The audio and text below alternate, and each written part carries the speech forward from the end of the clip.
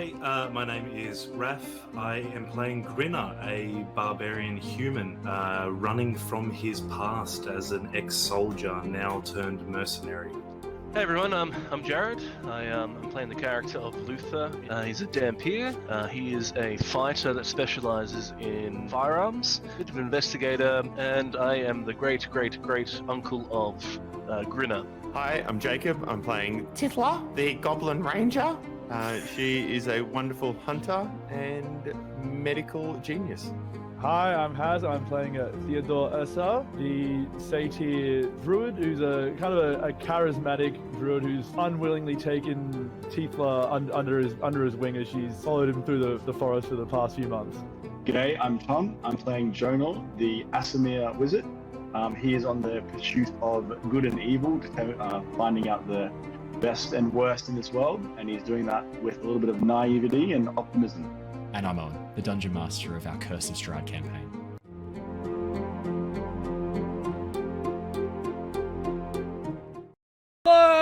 Hello everybody! Welcome back to the Lost Archives. My name's Owen, I'm the Dungeon Master. We're playing Curse of Strahd, the premier horror D&D 5th edition campaign that you can see only on the Lost Archives. This homebrew version of Curse of Strahd. Anyway, you can find Curse of Strahd at loads of other places, but this special version only with us. The best version. Exactly, the best version, the premier version of Curse of Strahd. Thank you so much for joining us, everybody. It's so lovely to see you all in chat for joining us here for the lovely live Twitch viewers.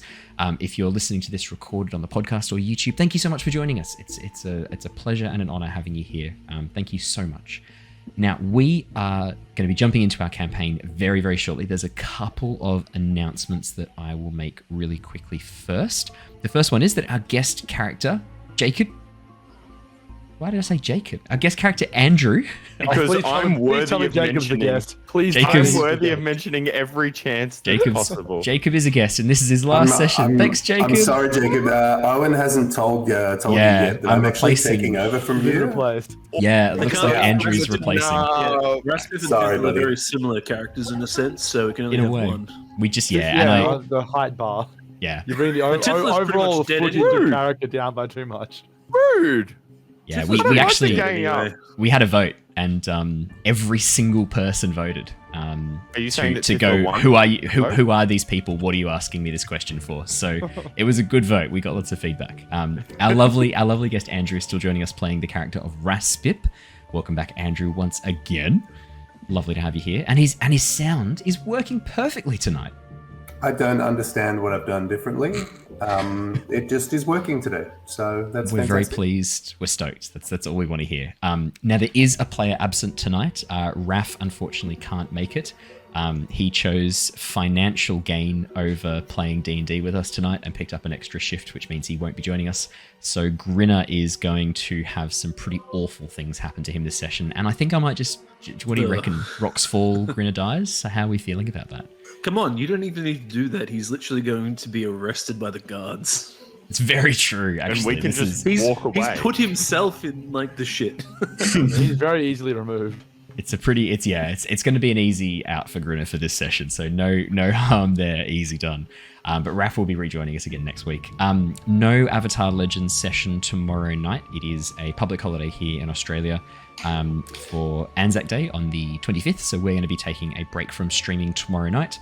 But we will be back for Return of the Giants, which is our completely original homebrew 5th edition adventure on Wednesday night, the 26th. So definitely go and check that out. If you're watching Curse of Strahd and you haven't gone to check out Return of the Giants just yet, I really recommend you do. If you enjoy this, it's almost exactly the same as this, just with a slight little bit less chaos.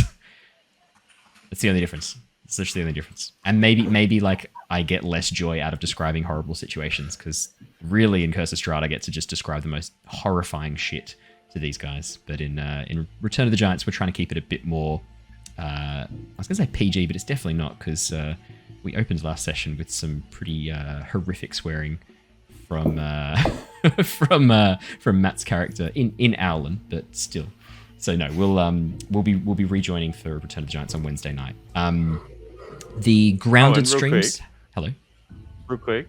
Hello. That was the greatest and least descriptive description I've ever heard. Fantastic. That's what I want to hear. Put that out there for everyone. Yep. You sit on that, you think about it. 2 a.m., you're going to wake up and be like, it's so deep. The grounded streams will be wrapping up fairly soon as we have almost finished the game on Saturday mornings. They will be replaced with The Legend of Zelda Tears of the Kingdom. I am super hyped to do a full playthrough of it. So hyped, I have unnecessarily done new character art for Link, despite the plethora of artwork that exists out there thanks to Nintendo. I've done my own, and I've also just finished making the full overlay.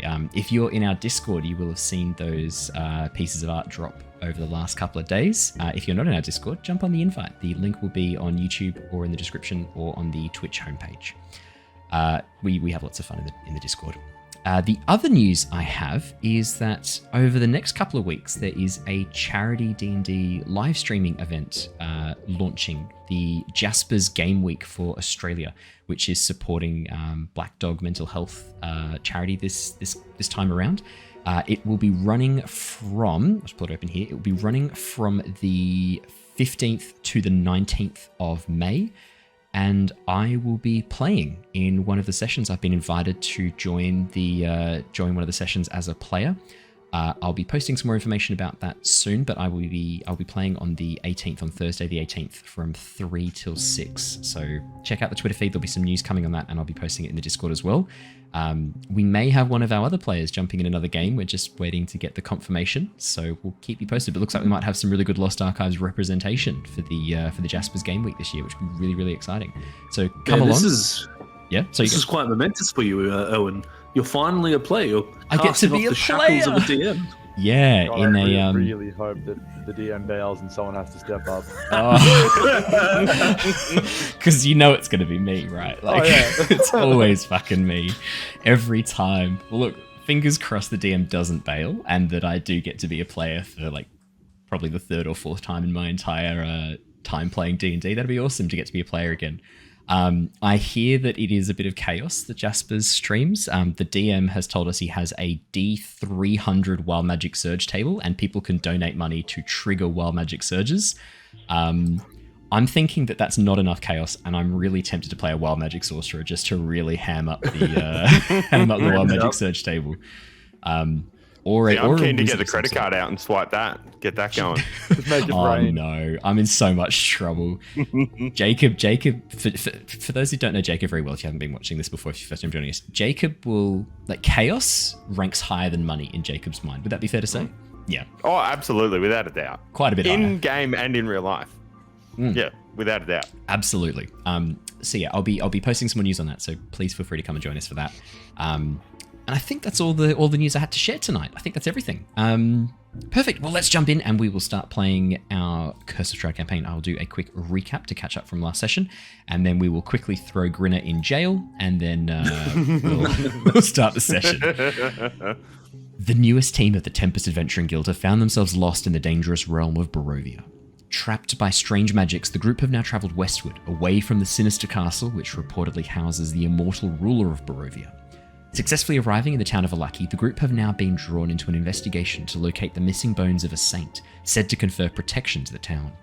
Along the way, the group have also teamed up with a gnome sorcerer, Raspip, who is also searching for a lost item. Their paths, seeming to lead in the same direction, the Wachter family, who have much to gain from the acquisition of both bones and enchanted ring. Previously, the group travelled to the local trading yard, meeting with Gunther Arasek, the local trader, and learning that Raspip's ring was indeed recently sold to Lady Fiona Wachter. Armed with this knowledge, and the beginning of a plan to recover the items now forming in their minds, the group set off into the night. Unfortunately, they hadn't even left the stockyard when cries of alarm sounded from behind them, villagers running from a giant white wolf emerging from the shadows. Initially readying themselves for a fight with this beast, the group soon realised the wolf may not be as threatening as it seemed, a suspicion quickly confirmed by the arrival of Rictavio, a half-elf bard the team had previously met, who revealed the wolf is his companion.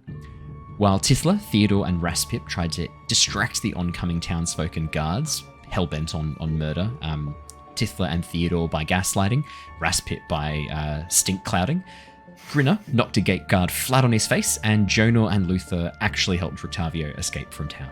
we left off last session with Grinner assisting with the distraction by attacking some of the guards who had previously been hit with the stink cloud before sprinting off into the night. And the last you saw of Grinner was him rushing up, punching one of the guards, I believe it was, and then just sprinting off into the distance and disappearing into the night.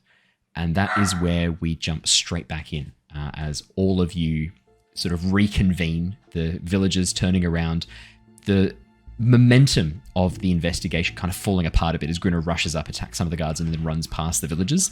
The guards sort of seemingly collecting themselves, a few of them still retching on the ground from the effects of that stink cloud before trying to go after Grinner. Some of them pushing past Tithla and Theodore to try and investigate the stockyard, but only finding Luther and Jonor kind of standing there. Jonor, just as the townsfolk come in, your held action and your setup from the last session go off, that illusionary version of the white wolf jumping over the fence and disappearing outside the edge of the town wall. With cries of alarm, the villagers begin rushing towards the area, some of them climbing on each other's backs to try and peer over, but the illusion has faded as soon as it crossed the border of the town wall, and as they peer into the darkness, they see no signs of the white wolf. As the guards and the townsfolk begin to look around, trying to find the source of their quarry, Gunther, the trader who you'd spoken to previously, steps out of his house holding a torch high above, looking around, peering into the darkness, using the torch to illuminate it. And as he spies Jonor and Luther kind of standing there, he waves you guys over.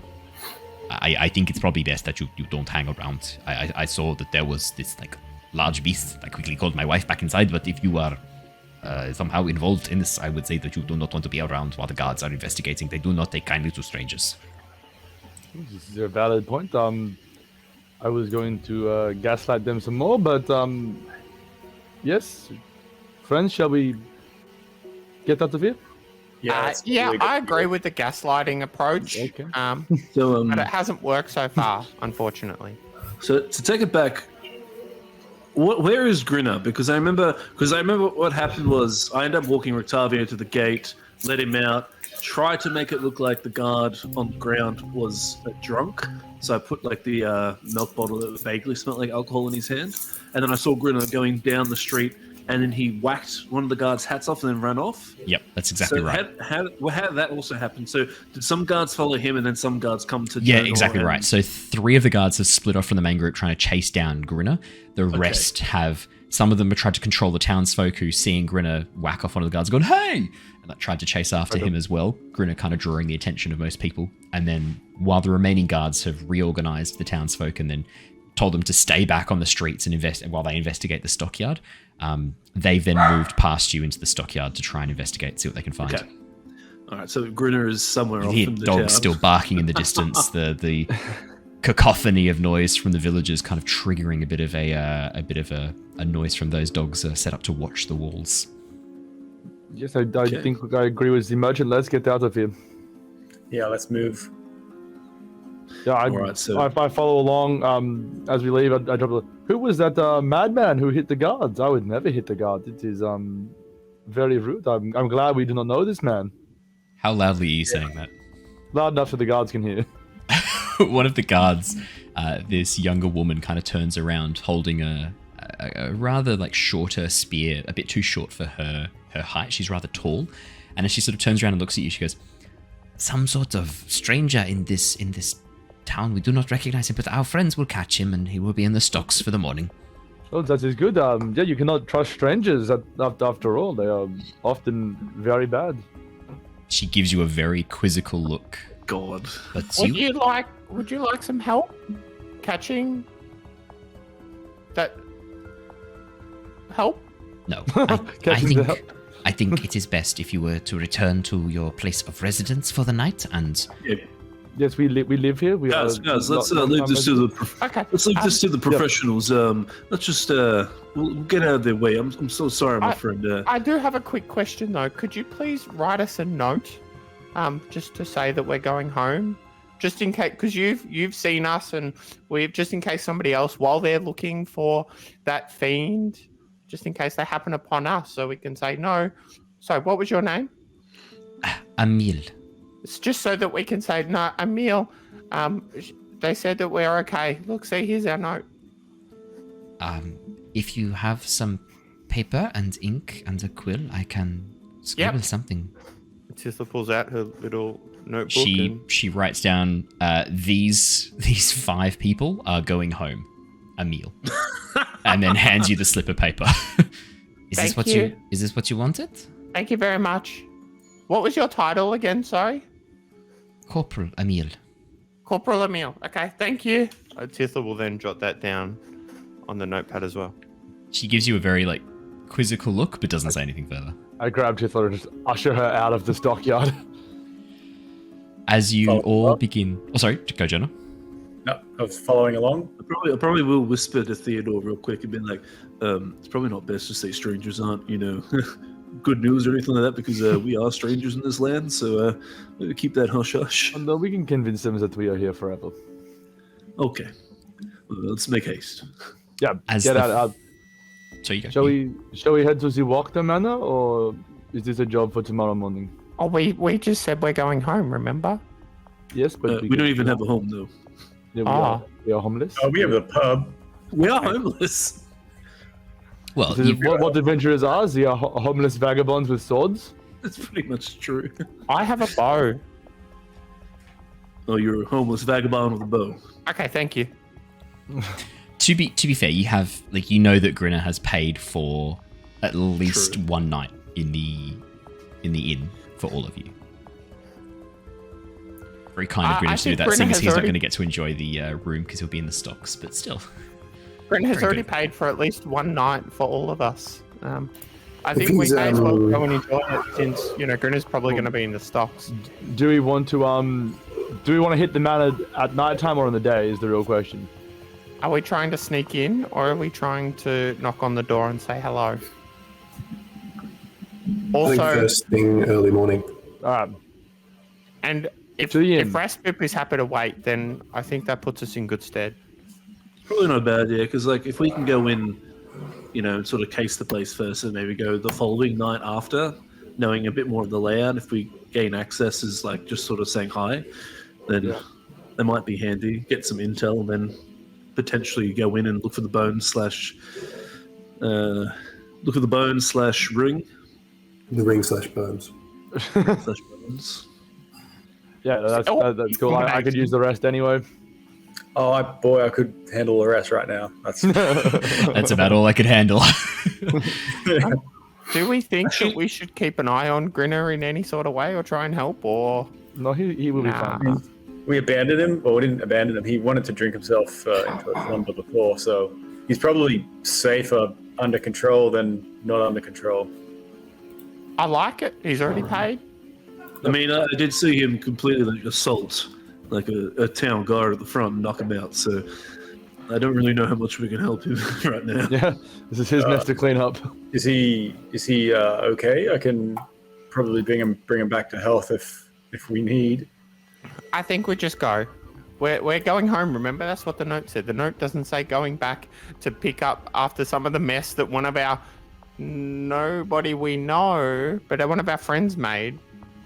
Because that'd be weird. Yep, fair call. All right, we'll go. Let's go to the inn. To the inn. Alrighty.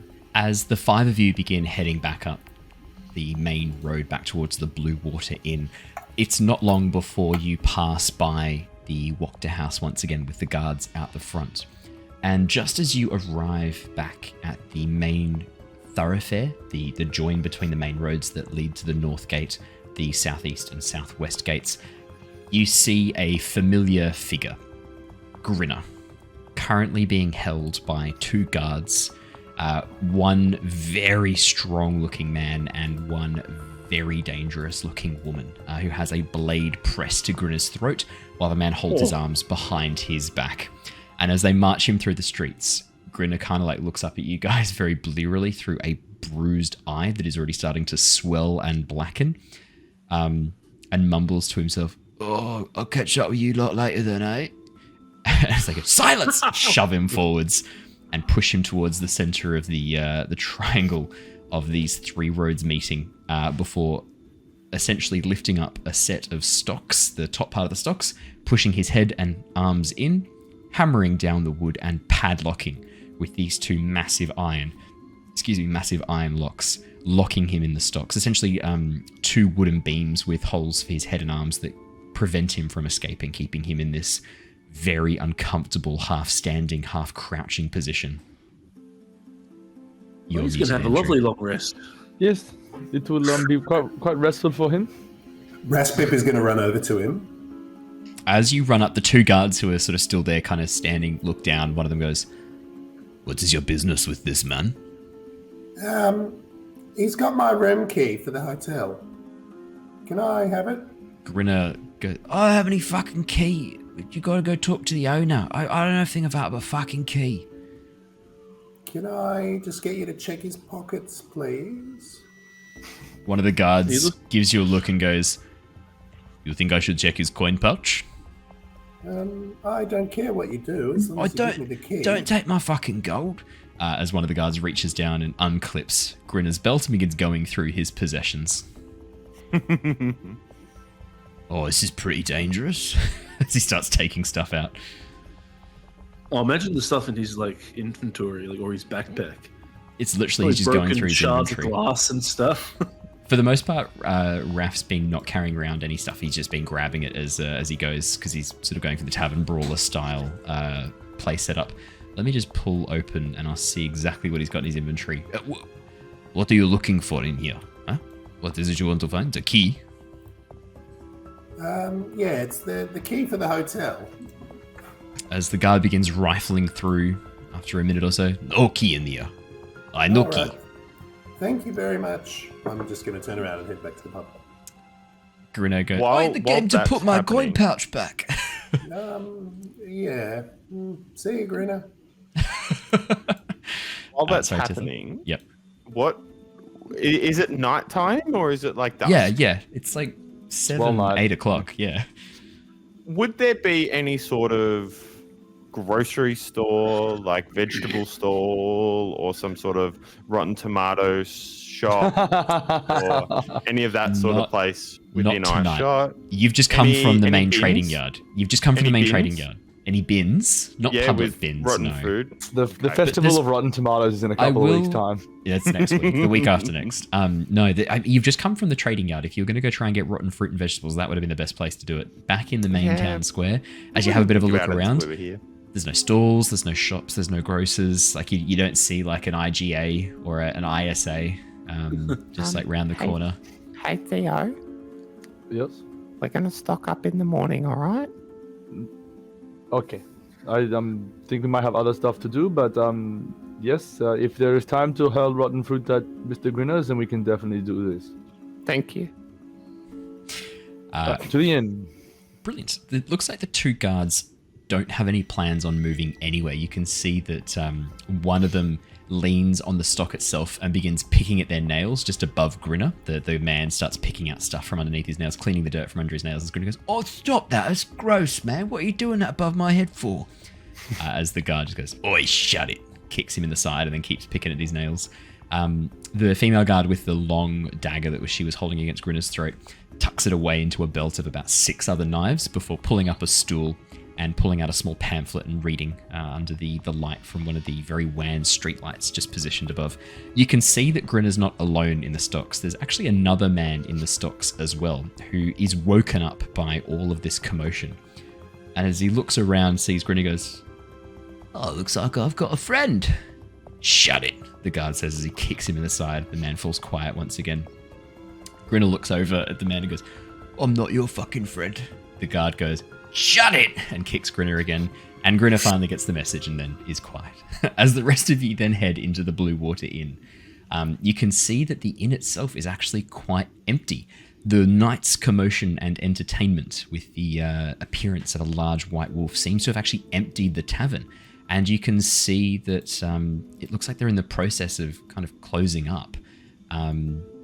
You can see Erwin Martikov, the man who runs it, and his wife, Danica Darakova, who are working through and packing up, are actually putting away a lot of the chairs, dousing some of the lanterns, and tidying up a number of the plates of food. Their 2 boys, who I don't think you know the names of yet, are running around cleaning glasses and taking them out to the water barrel outside and giving them a solid rinse. as Owen sees you stepping in, looks up, gives you a bit of a smile and a nod. His darkish black grey hair, grey streaked hair, swept back and actually tied behind his head in a very loose bun. As he looks up and gives you a bit of a look, he goes, back already. You were staying for the night then? You were not getting caught up in this event with this wolf that people have seen in the town? No, we know nothing of a wolf. We were simply out cleaning the streets and helping the poor. Well, very charitable of you, I am sure. And on an unrelated topic, Grinner has already paid for the rooms, right? So this is where disguise self. Raspip, is before he walked into the pub, he's going to turn himself into Grinner. Amazing. So the way disguise self works is it creates an illusion around you. So you're still the same height. You're still looking out from Grinner's crotch. There's just an illusion of Grinner around you. Does his voice still come from the crotch? I'm going to rule no, because it does... That would have been fun. It'd be pretty funny. Oh no, I just realized something. How tall is Raspip? Grinner will be a little bit shorter than he normally is. Yeah, because it's. But I'm hoping that it will go unnoticed. You're 1 foot shorter or taller than you can appear. Yeah. So how you tall can are appear you? as Grinner. But Grinner's I think there's like almost a foot between Lost here. Yeah, Grinner's probably going to look about 8 inches shorter than he normally is. In both areas. So what I'd like to do, just channel my knee. Is not just have him a short, stumpier version of himself. I just want to scale everything down just that little bit. So he's just a smaller version of himself. No. It's perspective. So you just stand really close to him, so he looks big. Yeah. Instead of like far away and small. Owen, the innkeeper, as he sees Grinner walking in behind the rest of you, looks down at Tithla, looks at Grinner and goes, yes, your friends here, the one with the scar, Grinner, has paid for rooms for all of you for tonight. You have use of a shared dormitory, 4 beds in each. You can divide yourselves however you want. You have use of both rooms. Yeah, that's me, all right. Yep. That's Grinner. Got the keys behind the bar there. Your voice is a bit different, Grinner. You are looking like you need a bit of food. He's further away. I got a very rough night. Punched in the throat by a homeless man. Oh, they were very resistant to our hasn't currency. quite bounced back yet. Can you make me a performance or deception check, your choice? Sure. Can I help him out there to give him advantage? How would you help him? Backing up his story. Yes, homeless men, yes. The homeless men are in fact very violent out there, resistant to our help. I did preface that we're helping the homeless earlier. That's true. I will allow this. Yeah.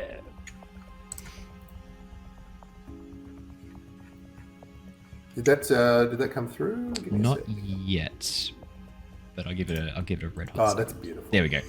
21. Not too bad. Did you roll twice? No. Just in case you get the nat 20. It didn't even need me. Not that it'll make a difference. You can only get it can only get you to 22. That's a 19, so it doesn't make a huge difference. You can only get punched in the throat so effectively. Owen kind of has a bit of a look, bit of a squint, rubs his eyes and goes, I think I'm more tired than I thought I was. Well, we are closing up the bar and the food for tonight. It seems that the people are off hunting this wolf. So if you wanted some food or drink, you'll have to talk to Danica. I'm going to be heading to bed soon, I think. Well, good night. I will see you in the morning. You have breakfast organized for you in the morning. Any food or drinks tonight are not covered. So you will need to organize that payment with Danica. I imagine, see you bright and early tomorrow morning. Yes, of course. Thank you. Would you, given the fact that you know me pretty well, would you be happy starting up a tab for me? You already have a tab. You've paid down part of it. Do you not remember earlier? Oh, sorry. I got punched in the head as well. Wasn't just in the throat. He's also been drinking a lot. I know you took a full bottle of rum with you when you left. Yes, are you really expecting him to be able to remember what he's paid or not yet? No, but He'll you work have it done. out in the morning. You have well convinced me that Grinner, you are cut off for tonight. You have had enough to drink, but food and water we can do. Yeah, I'll go with a fancy meal then, please. The cheap one, the cheapest. He sort of looks between the two of you. Don't worry about that, guys. Grinner's going to pay for this one. I'm his financial advisor. The cheapest. Do you want to pay it for, or do you want to... I grab Jonor and head up to the room.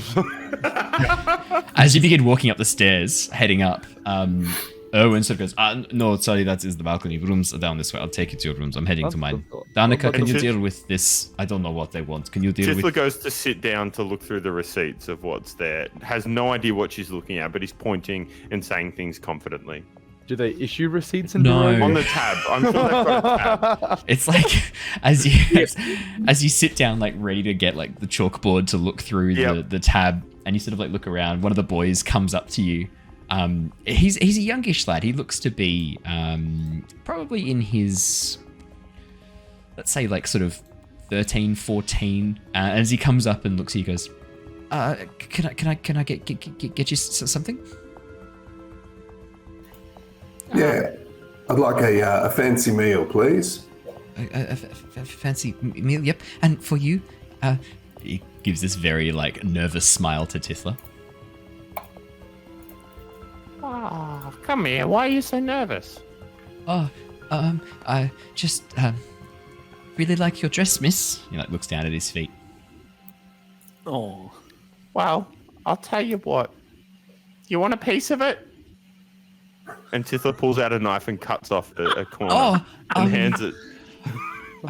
Here you go. You're welcome. Thank you. I'll treasure it always. That's okay. You don't have to. If you get over it, then that's okay. You can just bring it back. Did you want something to eat? What's wrong? I feel like you're still a little nervous.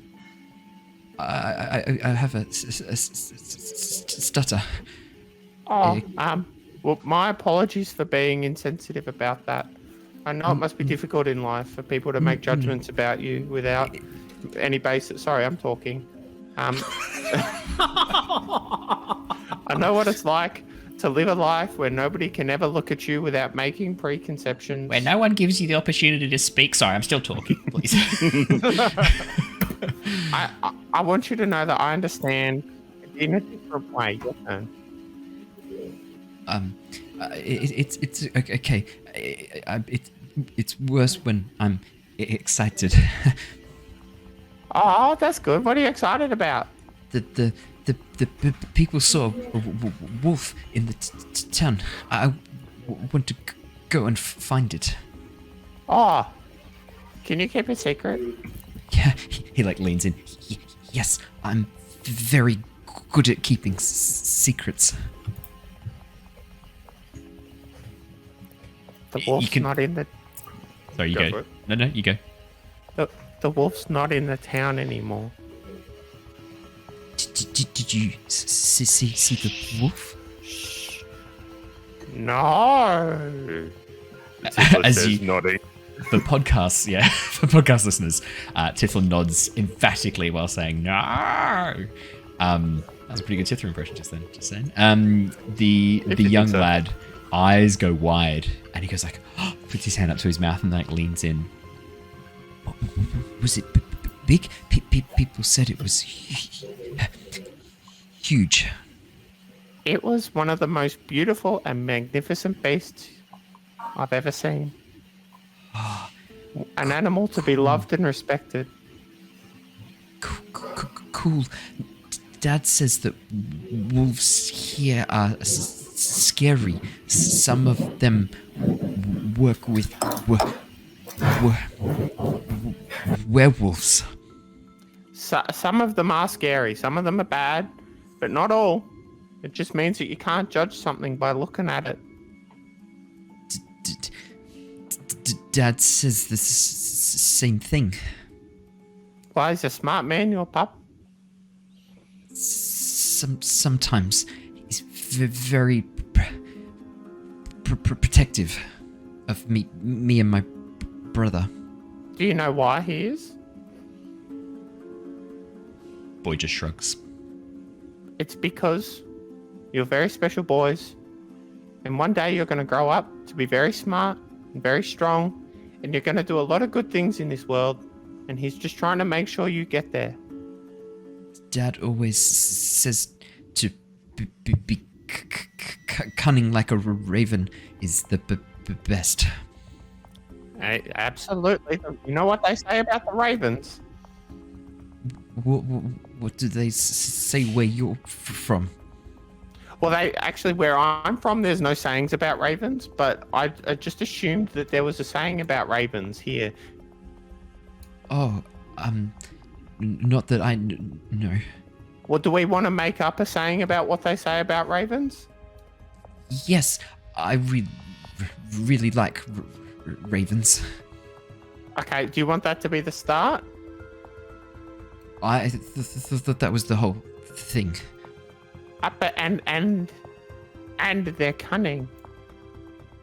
I really like ravens, and they're cunning. That's what they say. That's a bit long for me.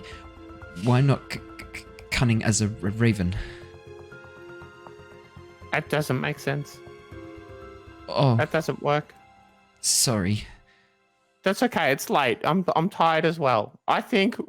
What if it was something like raven cunning like? Raven cunning like. Okay. Yeah, that makes a lot more sense. Sounds good. See? That's how all phrases and sayings are started. They start somewhere by somebody saying them, and we've done well. Words are just made up. Absolutely. Someone has to make them up first. Raspip, why are you putting the spell for message in the chat? Where's my meal? Who are you messaging? The stuttery kid. He sort of like freezes and like looks around. I know. It's greatness what we've just come up with.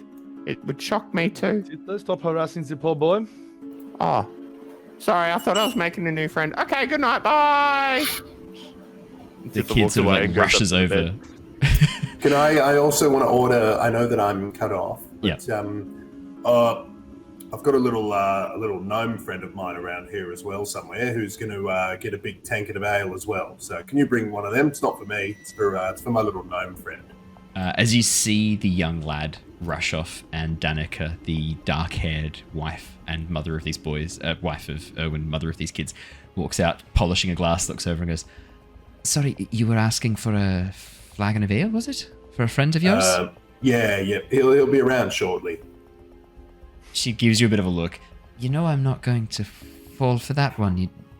If you've got a friend who's coming, they'll need to pick up the order themselves. I'm not going to be handing it for you. You don't have to give it to me. Just have it ready. I'm not going to be drinking. I can promise you that. I've had a big day. Okay. Already. Well, in that case, no problems at all. We can have that ready for you shortly, for your friend shortly. And I'll get to work on the meals right away. Does anyone else want any food? Anyone else hungry? Nope. No. Okay, brilliant. So for, I think, Thea, you said you were going to follow, and Jonor as well, you're going to follow Owen to your rooms? Yep. That's right.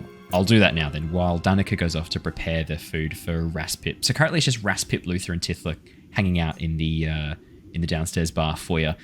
Luther and Theodore, you follow Owen as he takes you down through a door behind the bar and into the back half of the house, where you can see a number of rooms that are set aside as guest rooms, and then a very large, very heavy-looking door at the far end of the corridor with a massive lock on the outside. As Owen leads you through into the corridor, he points at two of the guest rooms. You're welcome to use this one or this one.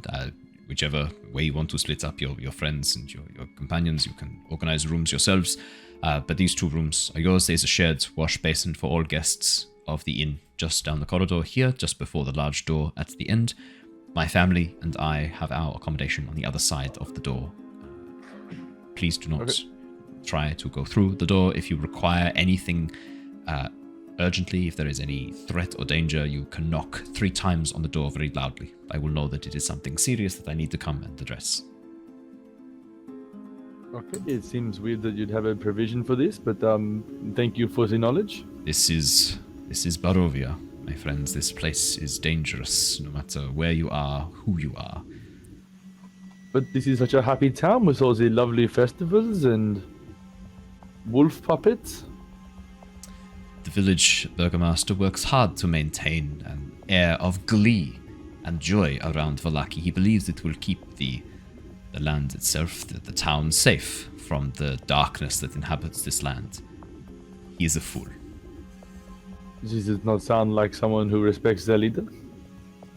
The mayor of Vallaki, the burgomaster, has done nothing to earn such respect. Then how did he become the burgomaster? No, not this one. This one got there by bribes. He paid off a number of the... He was quite a powerful member of the merchants group here between Vallaki and Barovia, the village of Barovia. He had quite a lot of money to splash around, so when the last council came up to look for a new burgomaster, he was able to position allies and create friends when he needed them. That's fair enough. Well, thank you for the accommodation and dinner and food and drinks for Mr. Grinner. I'll leave you to your family. So I'll be putting the boys to bed very soon. I will awaken first light. If you need anything, I will be manning the bar and setting things up at dawn. Okay. Greatly appreciated. Off to bed. Alrighty. Yep.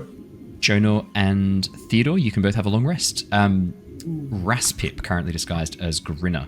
As Danica heads into the kitchen area, there's a brief moment when there doesn't seem to be anyone else apart from you, Luther, and Tithla sitting at the bar. Do you cancel the disguise self? No, I'm still going to go to the bathroom and do it. Okay. Oh, I'm going to go...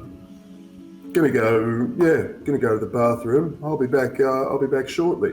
And then as soon as I go into the bathroom, I'll just go into there, take the disguise self off, come out of there as Raspip, go up, grab my drink, scull my drink, and then go back into the bathroom and turn back into Grinner. Turn back into Grinner, yeah. Can you make me a Constitution saving throw as your tiny gnome body tries to process a entire pint of I've got this. Quite heavy ale right before you 11. You're buzzing quite nicely as you saunter back out of the bathroom disguised as Grinner. For some reason, when you were like recreating this disguised self, you've actually left his fly down. You've kind of, and there's like a few piss stains on his pants and shoes. You've kind of forgotten a little bit, like probably as you're thinking of like changing into Grinner in the bathroom, disguising yourself as him, a few like drunken thoughts have corrupted the disguised self a little bit. And as you come out, sit down and begin like tucking into the food, which is it looks to be some sort of bird. You're not quite sure, maybe a partridge or another small flying bird. The roast itself is quite succulent. There's not a huge amount of meat on the actual bird, but there's one thing you haven't considered, Andrew, and that's eating in minor illusion with your mouth in Grinner's crotch. You're muted, just so you know. I am going to be in a position where after that pint of beer, I'm probably just going to be feeding Grinner's crutch, to be fair. Okay, amazing. Luther and Tithla, you watch as Raspip comes out. The other thing as well to note is that the disguised self with the arms and everything, because they're like a foot off where his actual arms are, as you go and pick up the fork, the disguised self tries its best to match where your hands are and where the arms are, but it ends up with Grinner like crunching his arms against the side of his body and his hands lifting up only a little bit and then pushing things into his crotch quite quickly as he like basically feeds his lower abdomen. Luther, actually no, it wouldn't be the crotch, because if you're sitting on the chair, it'd be like his chest. Yeah, it'd be like putting him into the chest. Luther and Tithla, what would be your reaction to this? Do you just hard to process? Yes, Tifler. Do you think we should just leave? You know what? I think it'd be quite funny for Danica to find our friend here eating into his chest. I think that'd be funny. Yeah. Let's vacate and let's just watch from the shadows for a little bit and see how the scene transpires. I like that even better. Here, come over and we'll go over into a corner. And I will cast pass without trace, so that we can hide in the corner. So Nice. necessary. Could I have a stealth check from both of you, please? Plus 10 for pass without trace. This needed to happen. 17, that's 27 for Luther. Natural rolled a 10, 20, so that's 34. for Holy Tithla. shit! Critical roll, this one. Really important.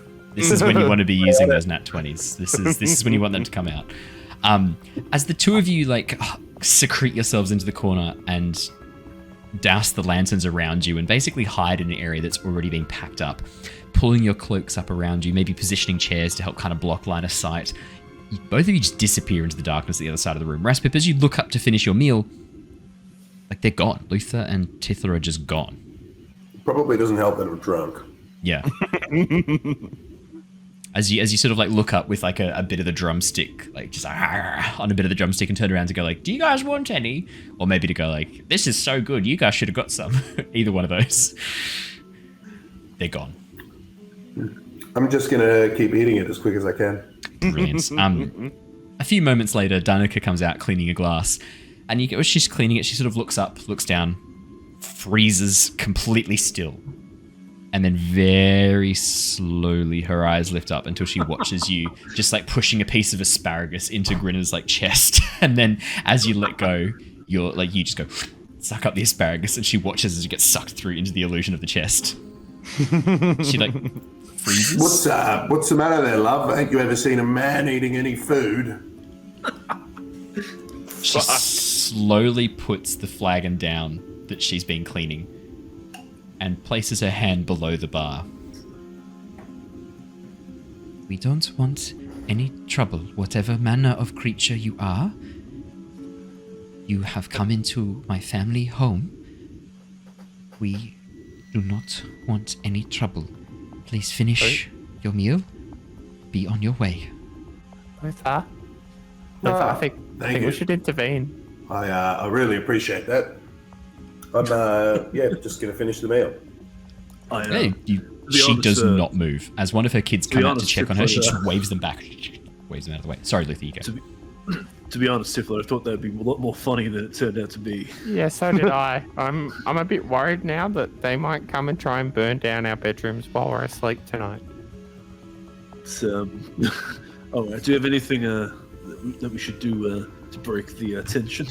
As soon as I finish the meal,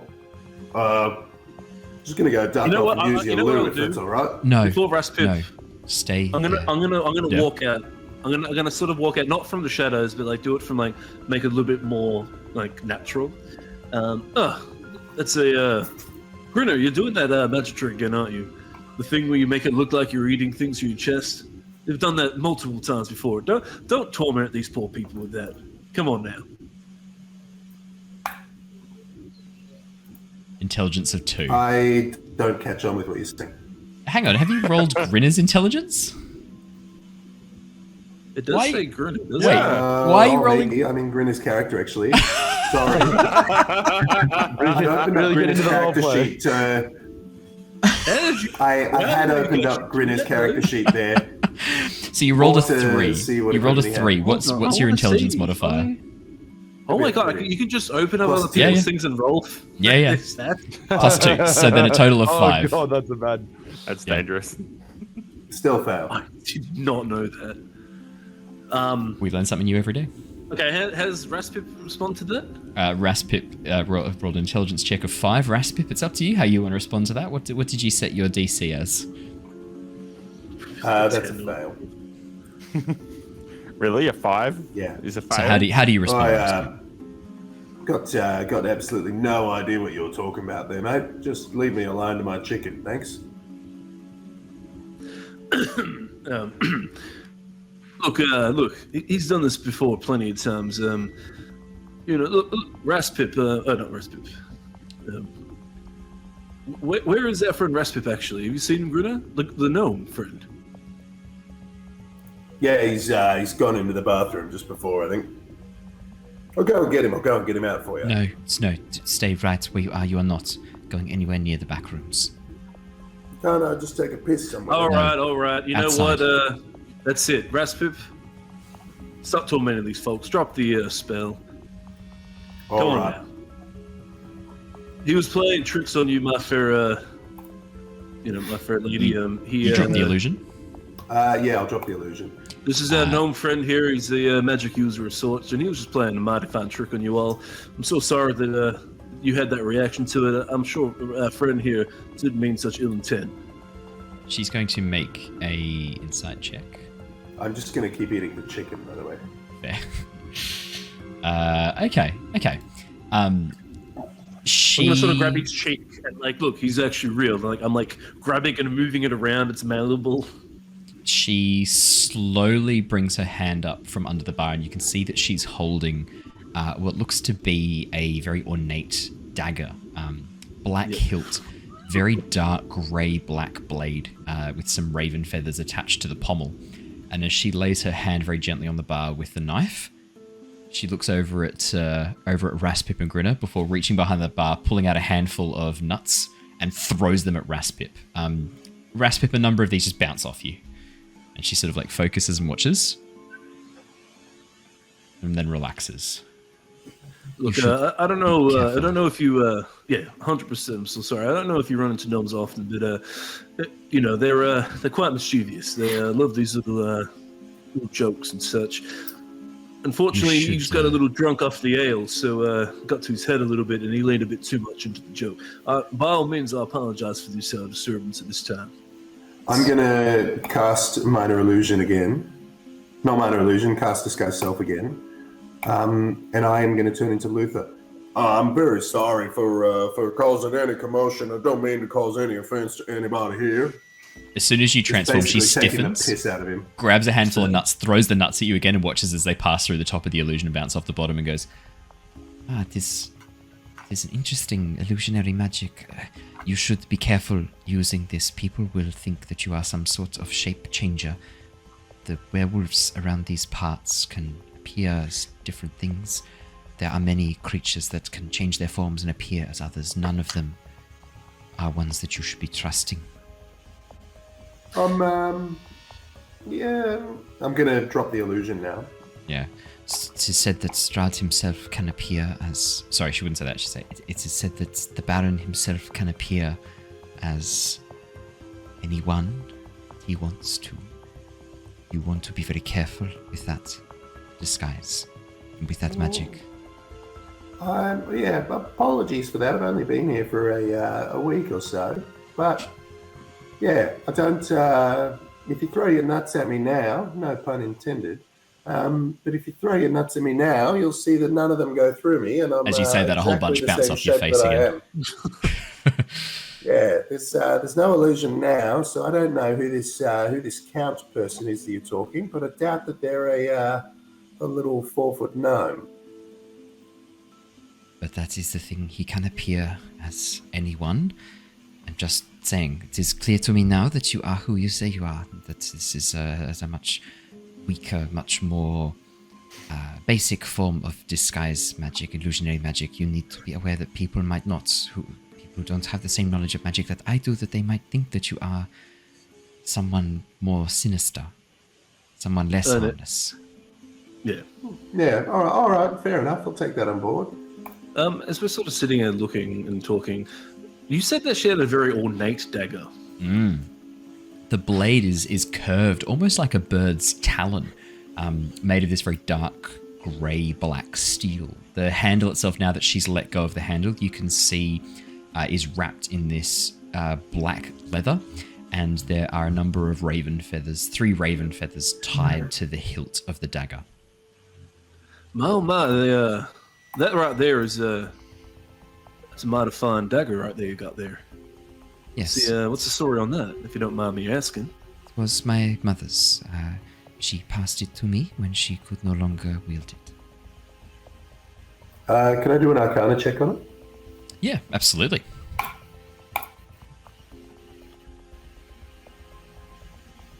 As you gaze over the dagger, you're a little bit drunk still, so I'm setting the DC slightly higher than I normally would, but as you cast your eye over it from back at the table, probably still like a bird's wing sticking out from the side of your teeth.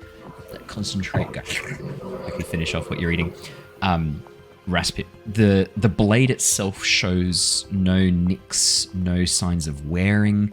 It is sharp, it is well maintained, and the feathers themselves look to be almost the way that they're attached. The string that is attaching them to the dagger looks like it should be very, very weak, very threadbare, but it's not. The leather binding, the leather straps holding these feathers in place, these very thin leather straps, look just as pristine as the rest of the dagger. The condition this thing's in tells you it's either brand new or it's probably got some magic to it. But yeah, seems to be a nice little blade you've got there. I used to have a little magic trinket of my own, which I'm desperately looking for. We're very aware of that, Raspip. Like, I'm not talking to you. Was it a family heirloom as well, Raspip? Yes. It wasn't my family heirloom, but it was some family's heirloom, I would assume. And where did Raspip, you acquire this item? Yeah, that's actually my exact question. So sorry, milady, to cut you off there. Oh no, it's all good. Lady. What do you want to know? How did you come into possession of this here ring? Well, I found it. While this is happening, real quick, Tithla's gonna just go, "Oh, okay. Well, this got boring," and just sneak away and go to bed. Yeah. Now Luther and actually Jonor and Theodore, are the two of you sleeping in the same room, or did you go to separate rooms? We've gone to the same room, I reckon. Unless you have a different idea, Jonor. No, I think it's fine. We get to bed first, and then they get the crappy pick of 3 people in 2 beds. Tithla would go to the room that Theo's in. So there's 4 beds in that room. 2 of them are occupied. Do you like snuggle up like a cat at the foot of Theo's bed, or do you actually climb into your own bed? No, Tithla's a whole person. Oh yeah, true. Sorry. Gosh. Although sometimes she does act like a pet cat. That's a different problem. All right, thank you. You may benefit from a long rest, Tithla. Raspip and Luther. The Danica gives Raspip a very querying look. If you don't want to speak about it, that is fine. But I'm happy talking about it. I just haven't had any real questions yet. And you said you found it. Where did you find it? Well, it just sort of came to me. I did something magical, and it just popped into existence nearby. So you think you might have created it or summoned it, or? I don't know. Did you find it in a stream or river, perchance? Haven't thought about Did you get your it best too much. friend over it? Was there another really short guy doing riddles with you? I have absolutely no idea what you're talking about. What was the name of the hobbit that Deagle was the hobbit that Smeagol killed? Smeagol. What's that you've got there, Deagle, my love? It's my birthday. Oh, fantastic Gollum voice. Thank That's you. great. Thank you, precious.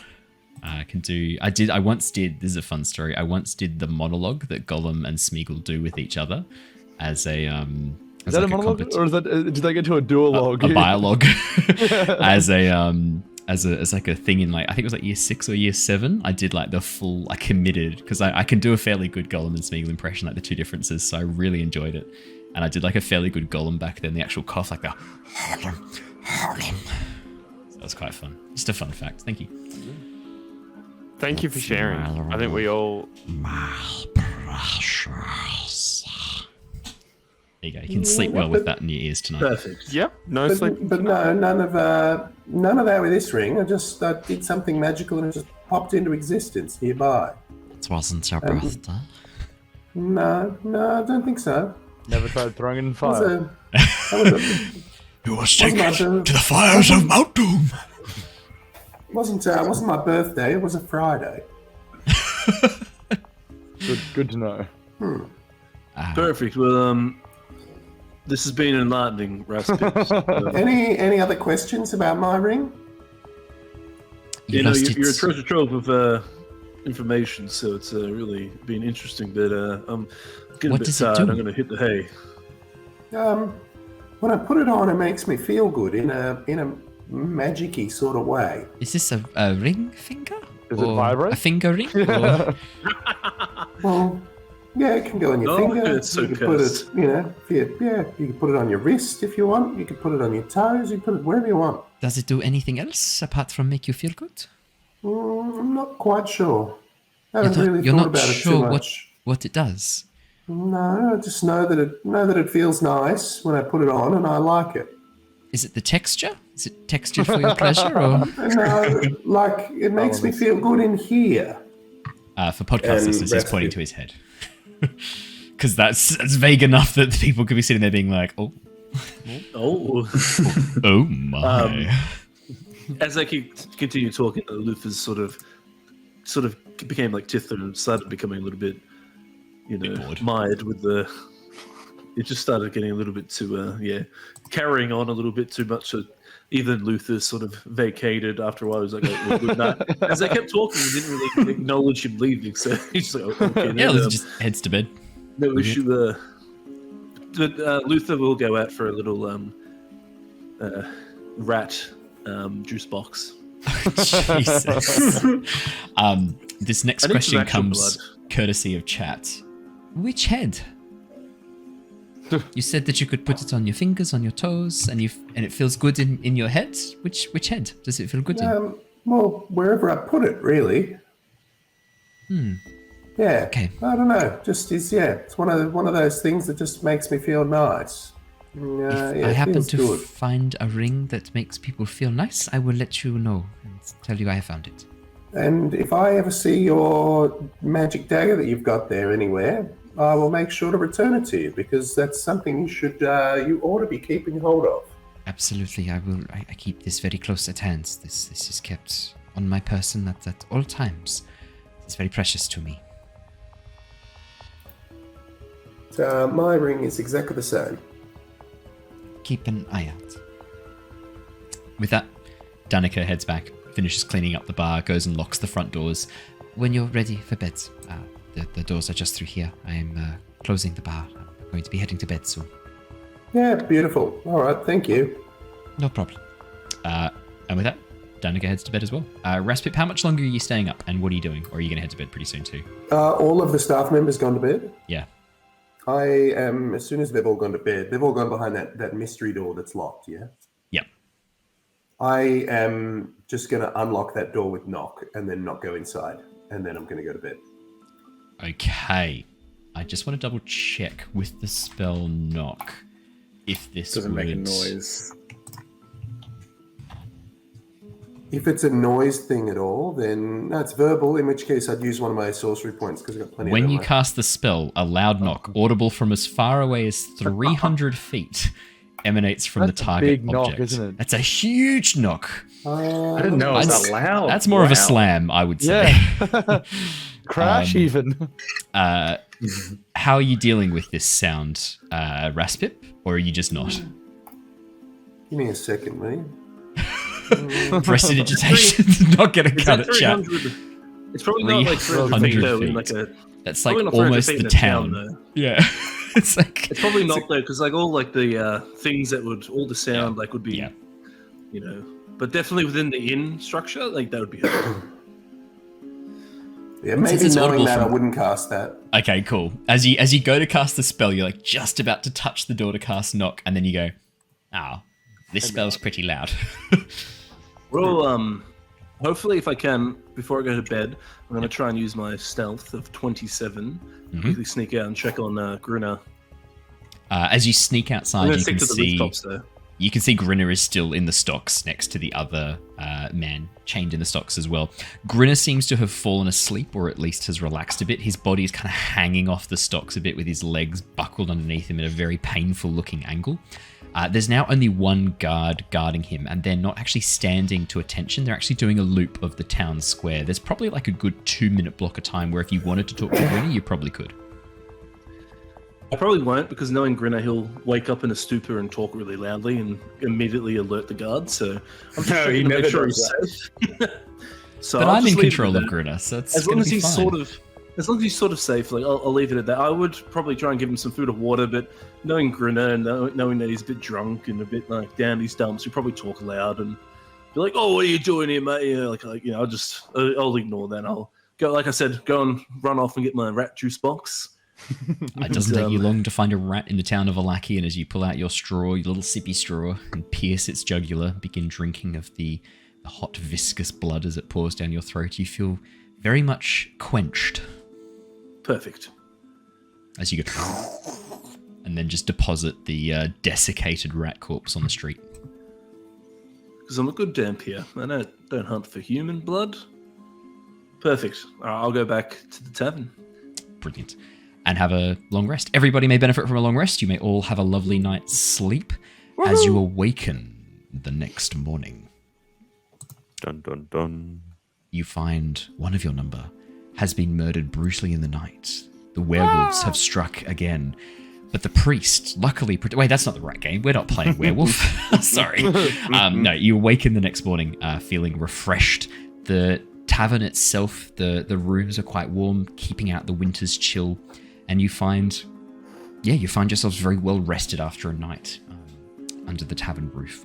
As you awaken with dawn and the crowing of a rooster somewhere within the town vicinity, stretch away, begin cracking joints that are needing to be cracked and moved around, and begin gathering the smells of a cooked breakfast, frying bacon and eggs waft through the bedroom doors, along with the smell of freshly baked bread. And as you emerge, blinking into the tavern area, you can see the two boys are quickly setting the table with 2 large loaves of bread in the center and a plate of what looks to be some fried bacon, eggs, and sausages, along with some fresh fruit.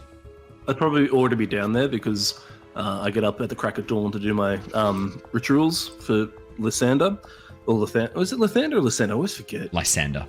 And as everyone sort of comes down, it's good to see you all awake. Sleepy heads, you had a bit of a sleep in, I see.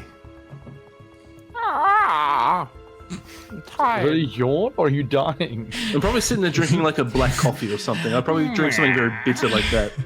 I'm a cat. I think it's actually, just Googling it, I think it's actually Lysander.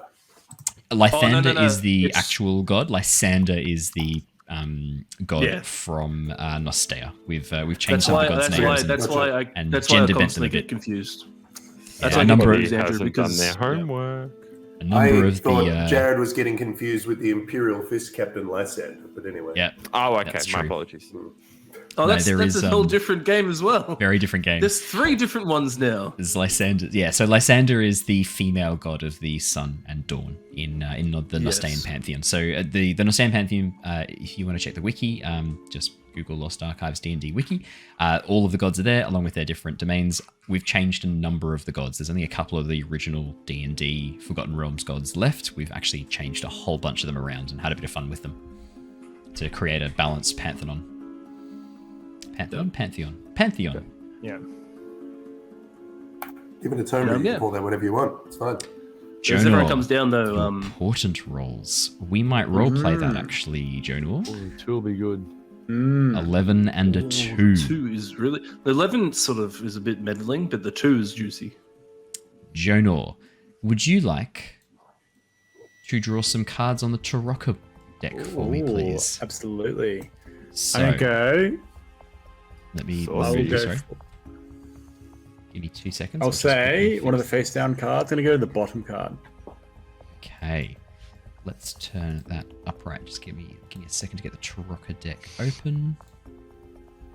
All right, let's draw a card. Oh, Well, hello, we have a readers. deck there. Welcome. Alrighty. Jonor, with your portent rolls, as you pause, the others all getting up and heading to breakfast, you take a moment and pull out the Tarokka deck that you'd found a few sessions ago. As you begin sort of thumbing through the cards, shuffling them, you close your eyes, reach down and draw one of the cards and place it down. The card you see shows a skeletal rider wielding a sword on horseback, hood up around its neck. You've drawn the horseman card. And as you begin sort of contemplating and reflecting on what that card might mean, you get a sense of a destiny ahead of you.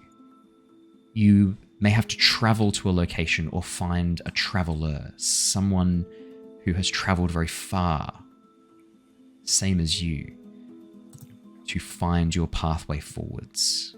The road that you are on is uneasy and unsure.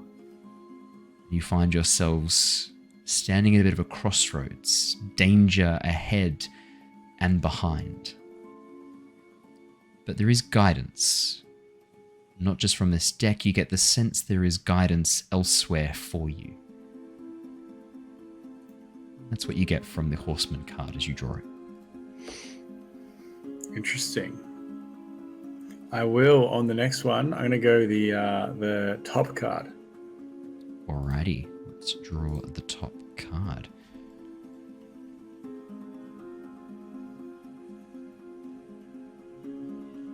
Very interesting. That is the Conjurer.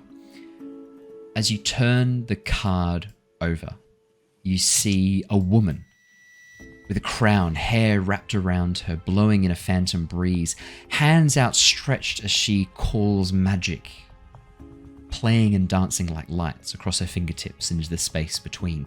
You see her eyes are pupilless, just the whites, as she stares into the magic. The card seems to denote a person of power with the ability to create, to produce.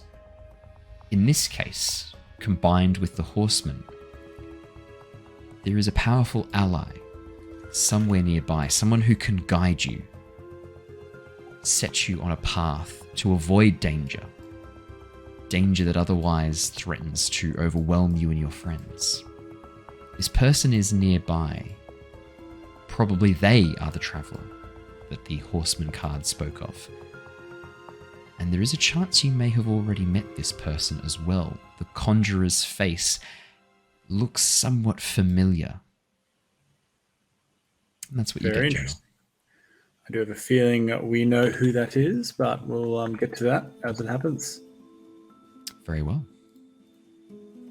Very nice. I then grab the cards, sort of stare at those two, shuffle them back together, put them on top of the deck, and then slide them back into the pocket. And I've just not given them back to Tithla at this point. I'm hoping that she has sort of forgotten about them. They're just your Taraka cards now, Jonor, basically, as the Divination Wizard. Brilliant. Yeah.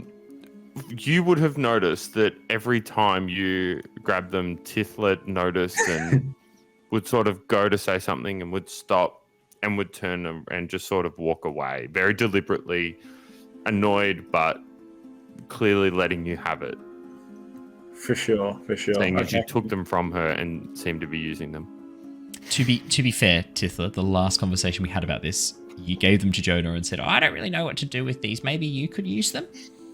If you want to get technical, to be fair, the last time was the DM said, great, now you have the cards, and that was the end of it. Tithla would have given them away, but not what happens. Tithla never had the opportunity. It's not what happened. I can edit in right now the actual scene. I'm very tempted to for the YouTube and podcast. Let's see if I was bothered. If you're listening to this and suddenly we cut across to the actual event, I was bothered enough to do it. All right, well, shall we eat breakfast and then get to see Wachterhaus Manor? I think that could be an idea. I also do have another idea. If we're trying to get to the Wachterhaus Manor, over the night, I think I've gotten a bit more of an ability to perceive things around me within a bit of a 1 mile radius. If we learn of the layout of this building, I might be able to get eyes and or ears in. If we want to have another way of getting a bit more information before we go in or something. Yeah, basically. Which one is it? It is clairvoyance. Nice. I have to sort of know the area, or I can just plonk it behind a wall. Is roughly it. All right. Well, we can. We could go for a tour of the Wachterhaus Manor. Yeah, I'd love a little walk around, and then we can find a window that's open or something, and I can probably place it through there. All right. Or we get someone who knows the house, and they say, "Oh, if you go through that wall over there, then you'd find this room." Knowing where the boss sits would also be pretty handy. Well, I could go in as a cockroach and get all the information for us. Oh, All possibilities. Shall we do? All right. Do we need a role play having breakfast? No. I like that your default this is delicious. is to become a cockroach. Like that's 3 times now you've transformed, it's rather than Cockroach. Roach or Cat bear or more goat. But like, there's so many in between 50% options. more goat. Okay, fair.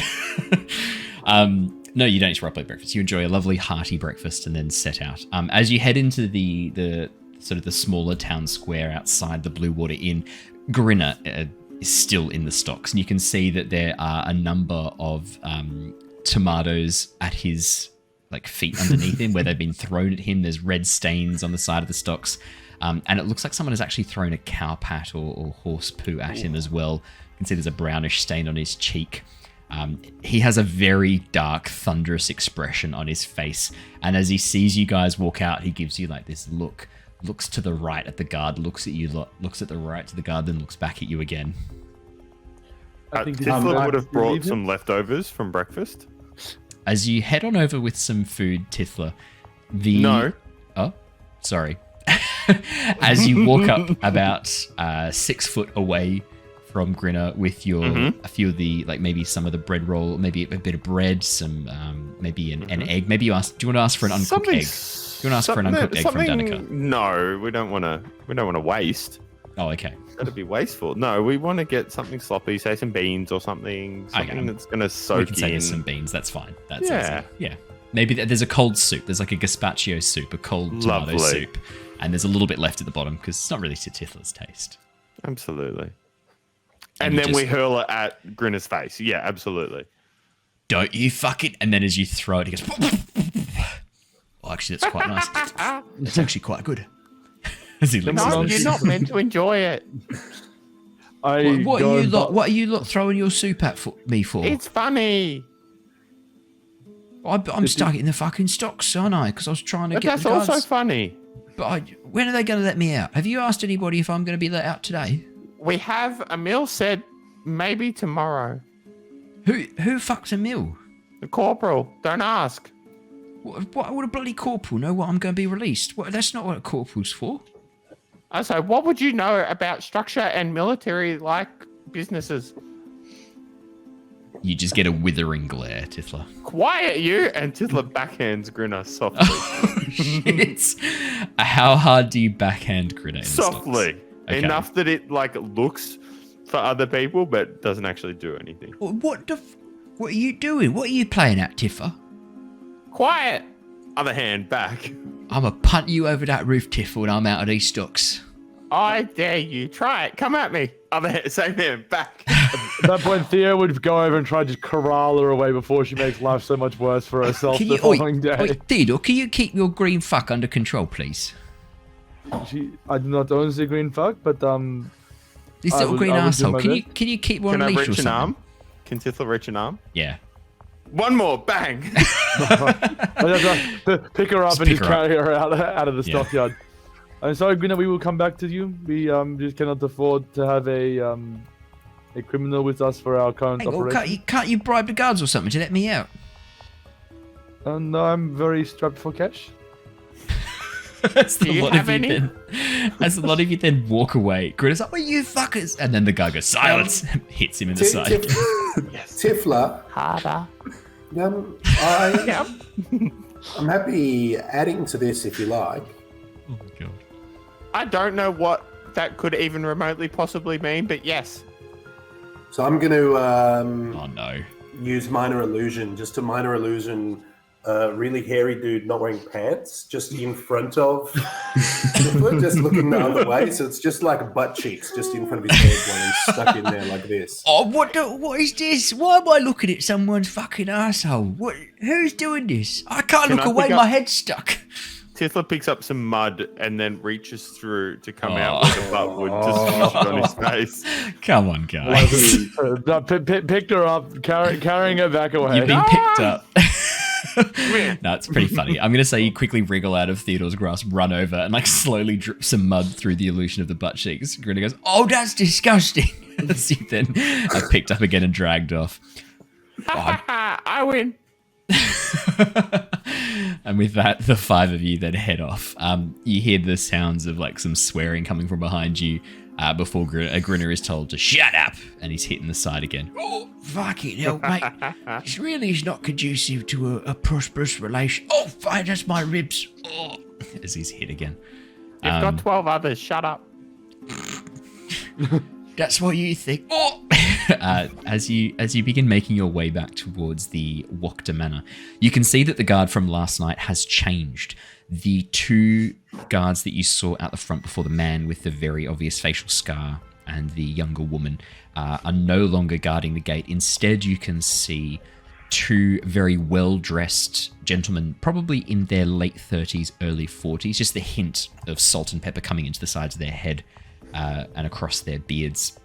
Both of them have very well-groomed beards. They actually look very similar in a way. As you look at them, I'd say that it would occur to you that perhaps they're brothers or cousins or closely related. They look very similar. Same very dark brown hair, dark brown eyes, standing to attention in very similar clothing, both holding long spears as they stand to attention outside the Wachterhaus gates. It's okay, I'll handle this if you'd all like. I think we should maybe have a little bit of a look around the building, see if I can pop in my eyes and ears through an open window or something of the sort. Okay, if you're sure, I'm happy to go up and talk to them if you like. Yeah, that's a good backup strategy. I think we'll go with this one first. I want to scout around the outside. It's obviously trying to not look like I'm checking it out, but yep. Can you actually see much of the manor from the gates, or does the Wachterhaus there's not a huge amount that you can see from just outside the gates, like peering through. So the house itself is actually back a little bit away from the gates. The large hedge hiding this wrought iron fence bordering the property. The manor house itself, the Wachterhaus, as you look, it doesn't look like it's in the best repair. I mean, it looks like this very old grand house that has been tarnished by time.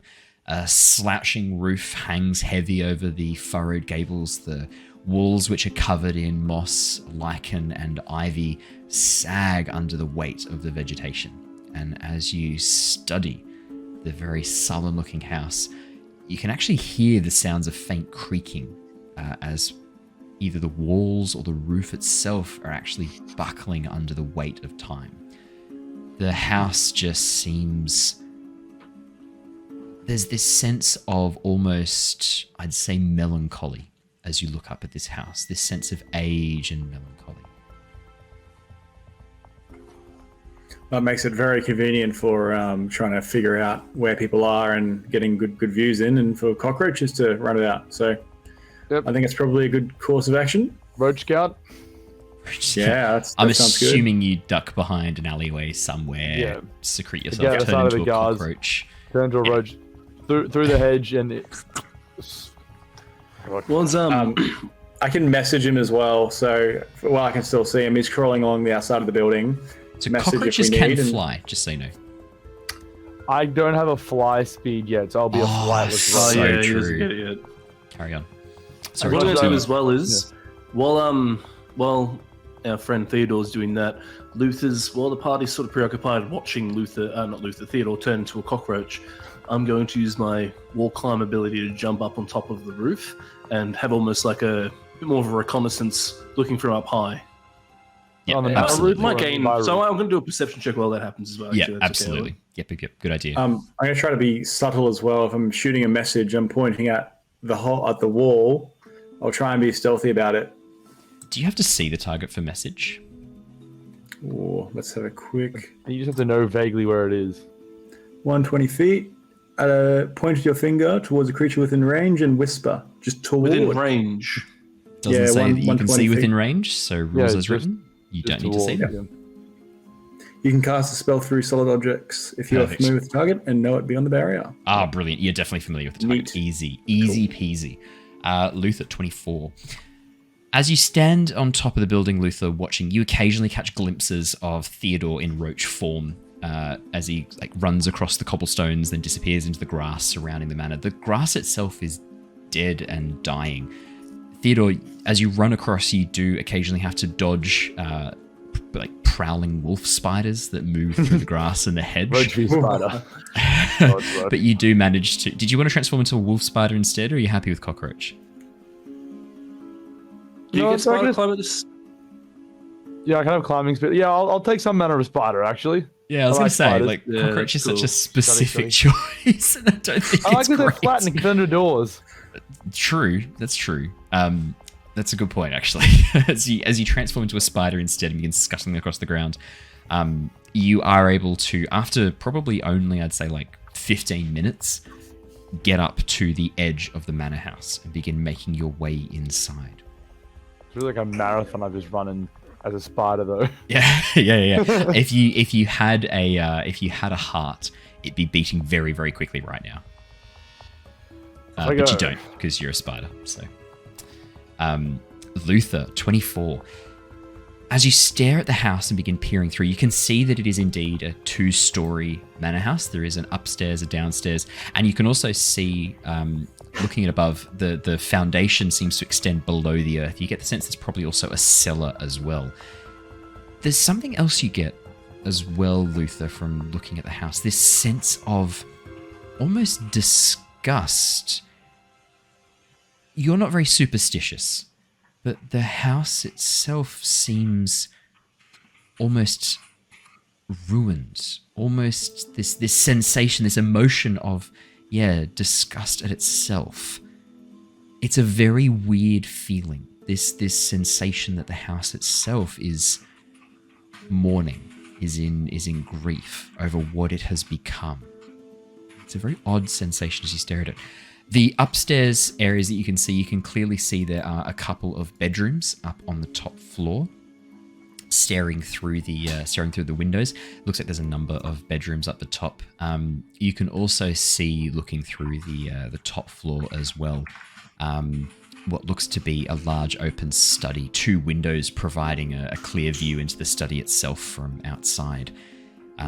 Apart from that, there's not too much else to see. Looking downstairs, you can probably see into the dining room and see a well laid out dining room next to a sitting room. You imagine there's probably a kitchen not too far from that. Pretty standard manor house layout.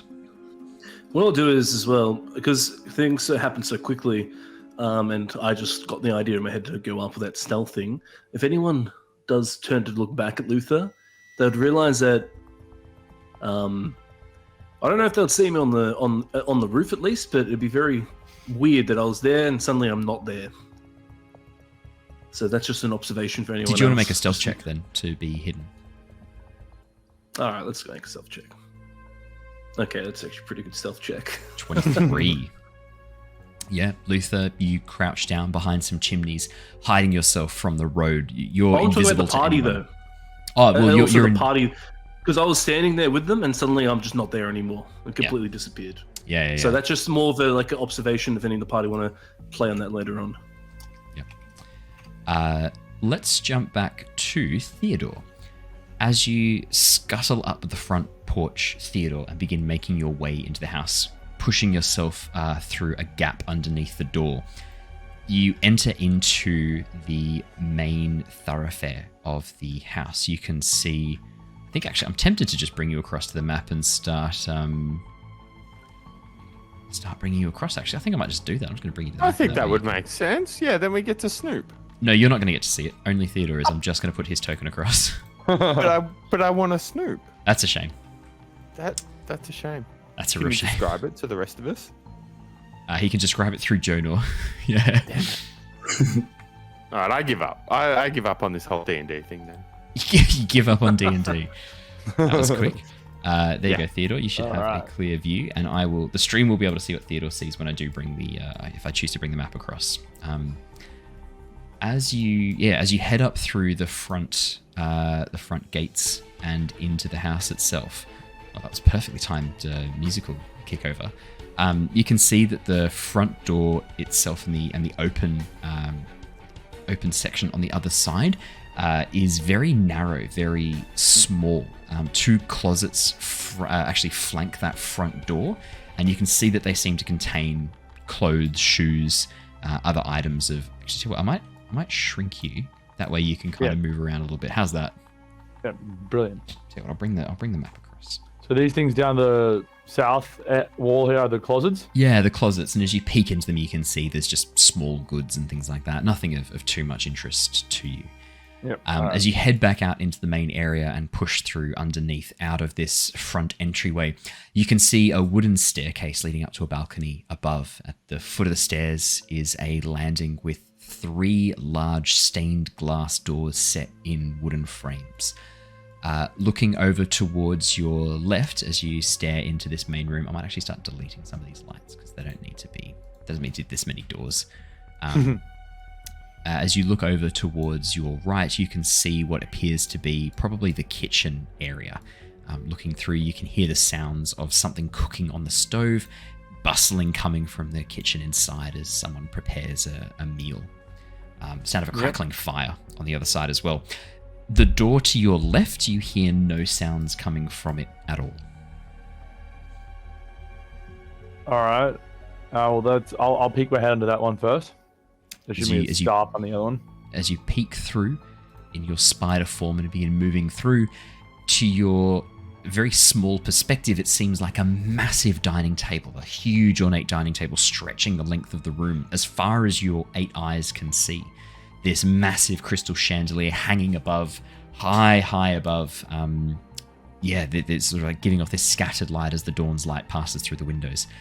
You can't see onto the table itself, but you can see the chairs arranged around. The backs are adorned with what looks to be giant horns, probably from an elk or a deer. And around the room, same as the previous landing, arched windows made of lattice work of iron and glass, looking out onto the estate. All right. Well, knowing that the intel I need for Jonor to do his thing is basically which wall to slap his scrying eyes on, I'm gonna scurry out further into this room to get towards the side of the building. As you scurry into the room, Theodore, you can hear the sound of a page very slowly turning, and as you look up towards the north, you can see the dining room actually opens up into a sitting room in front of a fireplace. And sitting on a ornate armchair, slowly reading through a book, sipping on a very large pewter mug filled with some unknown liquid, you see an older woman, her hair greying and tied into a very tight bun, long reddish brown robes adorned with various jewelry made of brass and gold, but it looks old and almost a little bit tarnished in a way. She seems to be flicking through this book, occasionally licking a finger, reaching down and turning the page as she reads through this book. You can also see, scurrying around on top of the bookshelf to her right, what looks to be a small cat, maybe 10 centimeters tall. Wait, that wouldn't be about right. It'd be like 20 centimeters tall from like foot to shoulder. Very like reddish umber sort of fur, and you can see that it is currently playing with what looks to be a mouse. The mouse is terrified. You can hear this very frantic squeaking as the cat occasionally smashes against with its paws, picking it up, dropping it, generally being a bit of an asshole like most cats are with small creatures. Could I have a stealth check, please, please, Theodore? And I will pull open the spider stats for you. Yeah, thank you. I'm gonna need that for your dex. I need the dex. Yeah. Just roll a d20 and you get a +2 to this roll. Good. Oh, sorry, +4 for stealth. Spiders are very, very stealthy. Still, yeah, that's a better than a roach. +5 relative to Theo. It's still amazing, yeah. Alright, I'm gonna roll the stealth because it was easier. Yeah, that's fine. We'll just add it. So add 5 to that. So 11 plus 4 is 15. Theodore, as you scurry through, there's a moment where the cat looks up, catching the movement out of the corner of its eye, and as you scurry around in your spider form, as it looks, the mouse then begins trying to take advantage of this opportunity to get away, and the cat immediately is drawn back. bashing it against the wall as it hits into the log pile near the fire. Lady Fiona Wachter pauses, lowers her book and looks down at the cat, raises an eyebrow.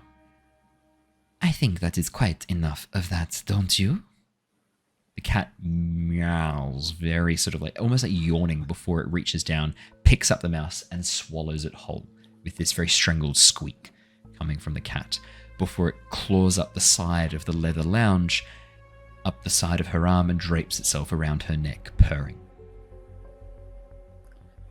Right.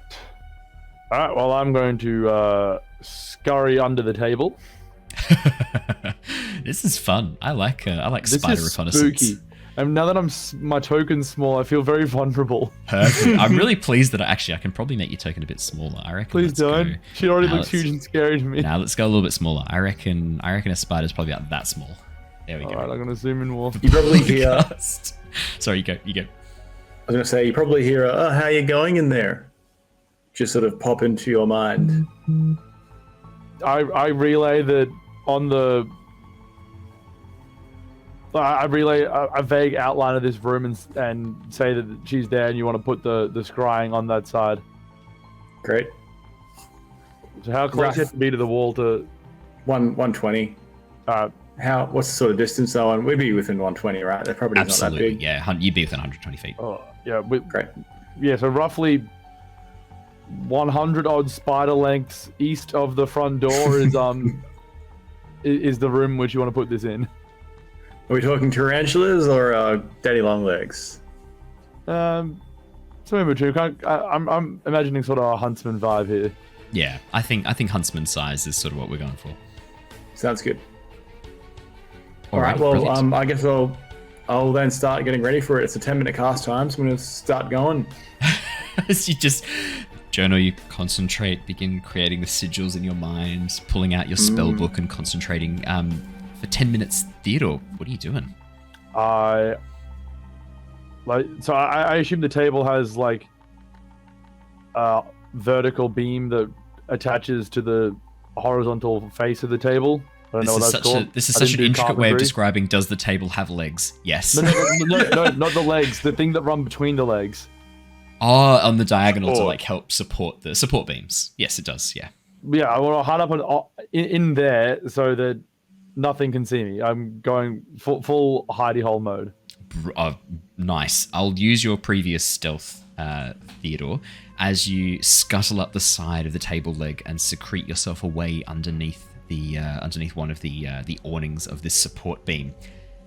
There's a moment of panic as suddenly a shadow appears at the edge of the table, and you see the cat pad just past the table as it moves towards another door. As it gets up flush with the door, it sort of pauses for a second, sniffs the air, and turns back around, almost exactly looking where you're hiding. But it turns back towards the door, meows at the edge of the door, and the door is then opened as you see a pale-skinned man wearing a long white flowing robe with a chef's hat tied around his head. This sort of like it almost looks like a section of cloth and turban tied together. And as he opens the door and looks down at the cat, he gestures through into the room and steps back in himself, closing the door behind him. Either she has a whole ass chef for a cat, or that cat's a bit sus. I mean, that's up to you. It could be very either or. Okay. After a few more moments, Theodore, after maybe 2 or 3 more minutes, the Lady Wachter, I'd say at this point you figured out it's Lady Fiona Wachter. You can see Raspip's gold ring on her second finger on her left hand, just shining away there, this stolen ring. Does she look like she feels good about having that ring on? If anything, as you look and she lowers the book, there's a frown creasing her mouth, and this sort of creasing these lines creasing her forehead as she looks somewhat troubled by what she's read. And as she lays the report down, she taps her fingers against her cheeks for a few more moments before pausing. Ernst, she calls out.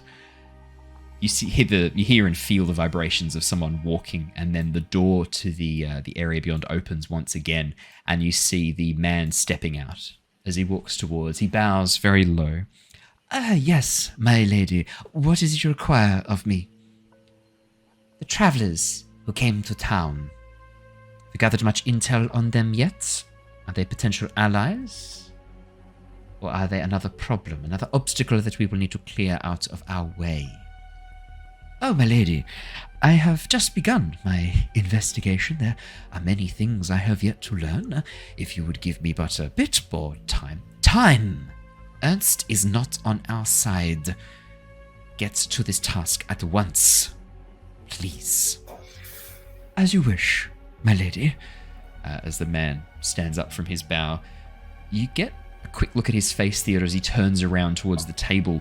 A look of anger and reproach crosses his eyes as he steps towards the front door. As he pauses to leave, he steps back for a second. By your leave, my lady, as he does this very exaggerated bow. The Lady Wachter turns towards him. Obviously. He gives her a nod and backs out of the room, and you hear him mutter under his breath, Theodore, old bat, before he passes through the door and disappears somewhere beyond. That would be the 10-minute mark as Jonor's... you were doing clairvoyance, correct, Jonor? Yeah, that's right. Brilliant. As the clairvoyance spell goes off, I think we could probably place it on the corner of the room in the dining room, right between the lounge room and the dining room, so that it's kind of ideally placed to see across both. With Theodore in the room able to describe to you the ideal placement of the clairvoyance spell, that probably is the best spot, right in the middle of the room, so that you can see. Great. Now, clairvoyance gives you the ability to see and hear from that point, correct? Or see or hear, you have to pick. Flick between them. Yep. You can swap. Yep. Okay, no problem at all. I'd go here. Go down right on the corner. So right at the entrance to the room itself, right near the stairs up, correct? Well, I'll still put it there. I'll just make it do the audio recording, not the visual. Yeah, sure. I then plunk it in, and I can still message because I'm concentrating on the clairvoyance, and then just shoot him a message. All right. Well, I can. I think about eyes and or ears in here. What's your take? Go ears. I've already seen 2 people so far, so I could ID at least those 2, and then knowing what they're saying, I think will be more valuable to us right now than. All right. Well, seeing. You get yourself out of there. I've got 10 minutes of conversation to listen to then. All right. Alrighty. Theodore. Scurry. Where would you like to scurry to? Back out the way you came, or try and go through try to go out the window. Brilliant. As you head towards the side window, Theodore, and begin scurrying up the wall, just as you get to the top of the windowsill, you turn around and you see the cat standing in the doorway, its tail flicking ever so slightly as it looks towards you. Cocks its head, and as you look into its eyes, the pupils are bright red. I flip the cat 8 spider birds and scurry out that window. If you're flipping an 8 spider birds, how are you attached to the ground? Yeah, that's my next question. I rolled over on the windowsill to do it. Just playing dead. As you look up at the windowsill, Theodore, you can see there is a crack in one of the panes of glass, a gap between the glass and the iron railing holding it in place. But it's about probably 30 centimeters up the side of the windowsill. At the moment, you're sort of paused looking up at this gap, and then as you turn and look back, you can see the cat has moved ever so slightly. As you turn to look away, has padded forwards just a little bit, and it's very slowly starting to crouch down as if getting ready to pounce. I scurry as fast as I fucking can up to that ground. Could you please make me a dexterity saving throw, please? As you go to scurry, the cat pounces, and right as it reaches the top of its jump, you watch, Theodore, as its form shifts and changes. the fur suddenly melding into this scale-like red skin, leathery wings jutting out from its back as its face twists and shifts into this much more almost like draconic, demonic-looking face. Its front paws turning into tiny hands as it reaches out and tries to grab you as you try and scurry out the window. Add 4 to these, and I have advantage. The spider gives you a +2 to dexterity saving throws. Okay, well, I still +2, but I do have advantage. Because I get advantage on dex throws that are on effects that I can see. Brilliant. So 3 for the first one. Luckily, it's actually going to be a 14 +2, takes you up to 16. Theodore, you just get out the window crack as the cat, now turned into something a bit more demonic looking, reaches forward, its tiny hands grabbing at your very small spider form. You just get out the crack in the windowsill and drop down onto the garden bed below. The sound of this like coming from inside the house and scratching at the pane of glass alerts the Lady Fiona, and you hear the sound of her dropping the book and moving over towards the windowsill. These like loud stomping thumps as she moves through the space. What is it? What did you see? And Theodore, you begin scurrying. Jonor, you hear all of this as you listen through the clairvoyance. There's a brief pause as the scrabbling continues for a few seconds. The Lady Fiona Wachter begins looking around. You hear the sound of her sort of clicking her tongue. I don't think there is anything there. I cannot see anything. What is it you saw? There's a brief moment of quiet. She has a bit of a look around. No, I don't think there is anything there. Come. We have much to do. We must head below till our spy returns with information on these newcomers. We cannot make a move against the Burgomaster. We could be opening ourselves up to danger. No, we must wait for Ernst to gather more information. Transform back into your cat form now. Cannot have the risk of anyone seeing you in your true form. You hear the sound of this sound of cracking, and then, yes, much better. Right. You best head down below. You hear the sound of footsteps moving away.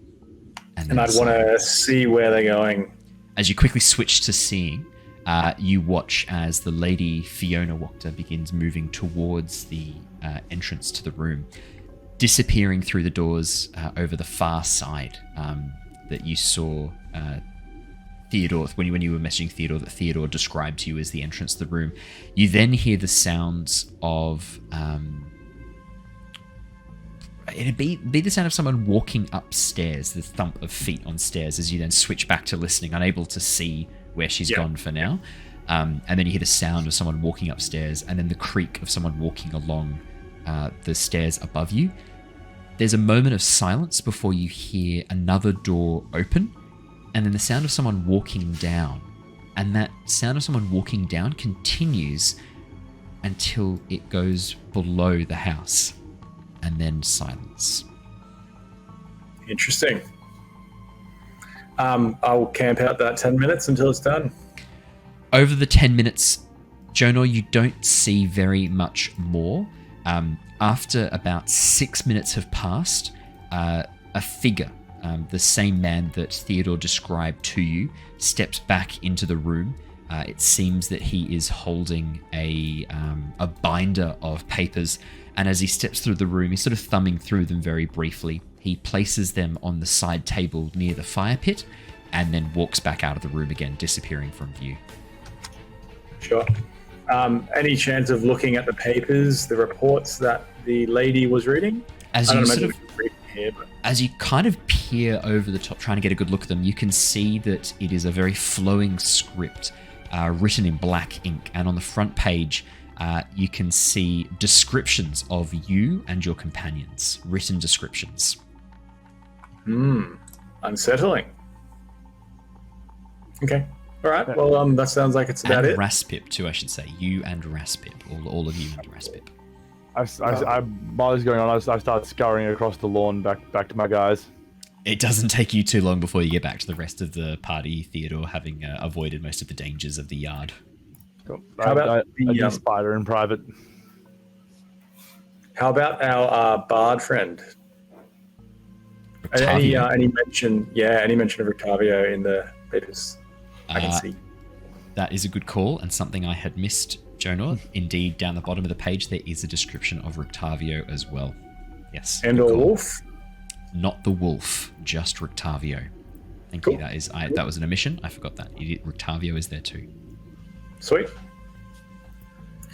All right, I guess that's about it then. Brilliant.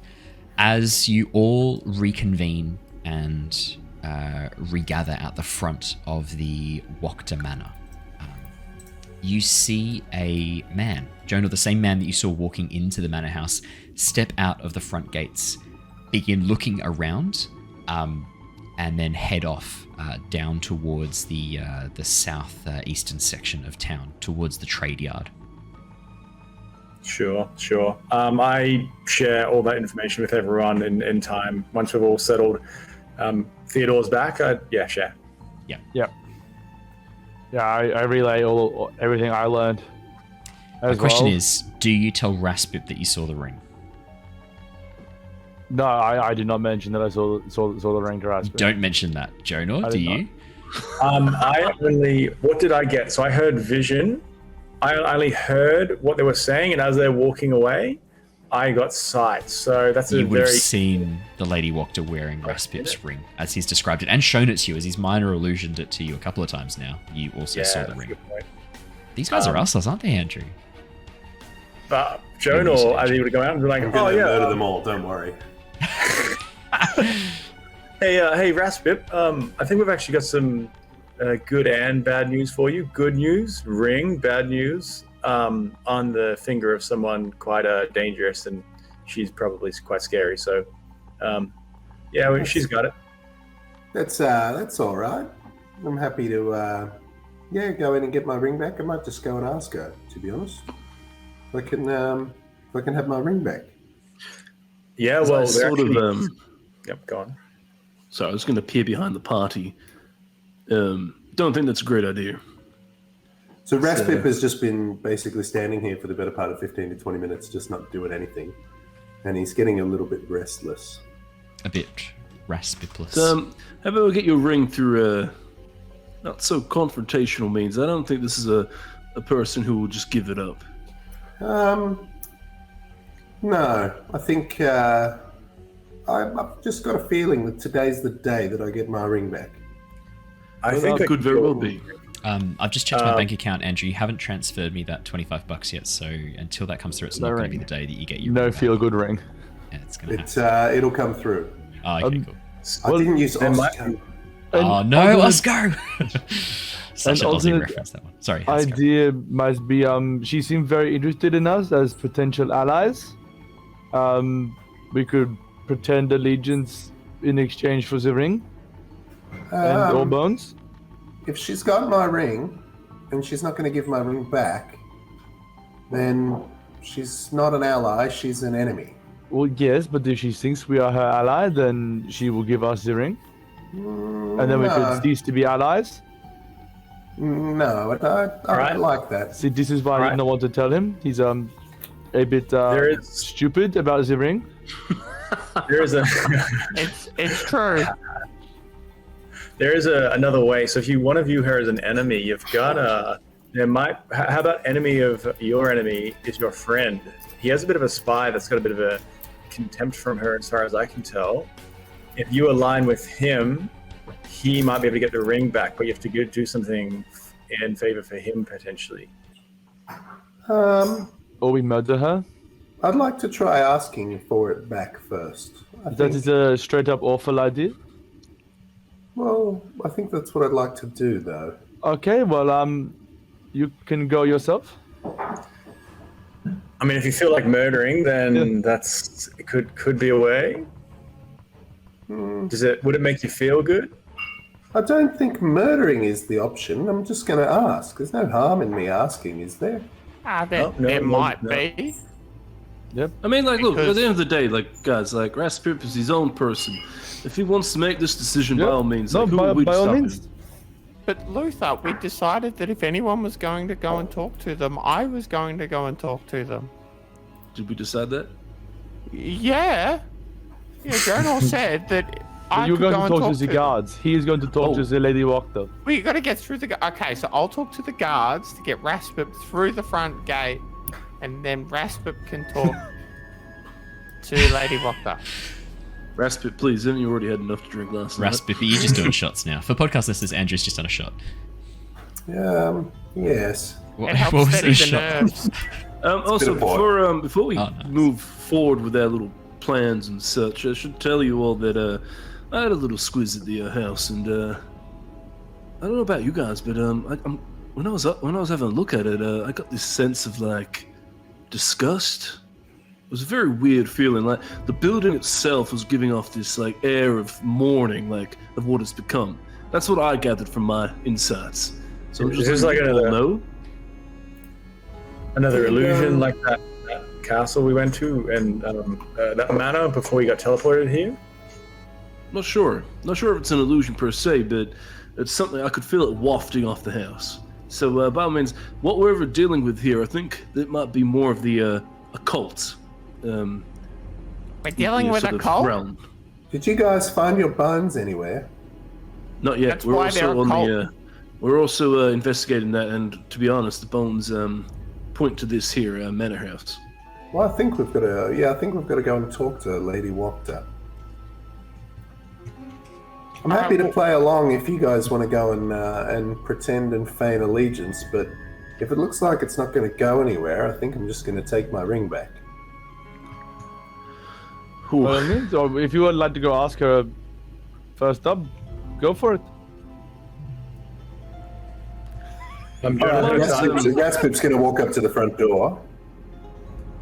Okay. He's we going to go? cast Disguise Self. Do we Okay. leave? Are we gonna go? What do you disguise yourself as, Raspip? The guy who just left. Oh, okay. Oh, okay, that's juicy. Alrighty. So, could you give me first off a perception check to see how well you got a looko at this guy? I would have described him as well, if that helps at 7. all. It does a little bit. It does make the DC slightly easier. Well, Raspip. so what I'll do is I'll put this minor illusion, I'll put this Disguise Self on. Yep. Is this what he looked like? What's different about it? Yeah, well, he got a more of a white flowing coat. Change that a little bit more. Nose was a bit lower. Eyes a bit bigger. He had ears, 2 of them. I'm just going to make those little changes that are there. His mouth was horizontal too, rather than vertical. You will need to adjust that on the illusion. There you go. That is an easy mistake. That's an easy mistake to make. With feedback from Jonor, would you like to roll again? Sure. Basically getting advantage. A help action. I'm sure it'll be much, much better this time around. I reckon it's going to be like absolutely. a 16 or a 17. I'm feeling There we go. 14. It is much better. It's doubled. 14. It has doubled. It's true. It has doubled.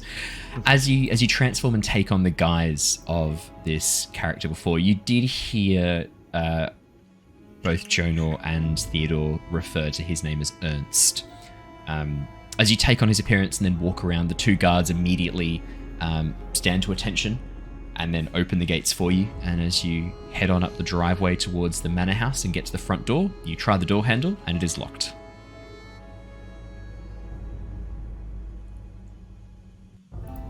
Interesting. Ernst is just going to take a little look around at the walls on either side of the door, and he's just going to touch each bit of wall, trying to find some potentially illusionary passage that might be there. Could you make me an investigation check, please, Raspip? Or perception, your choice.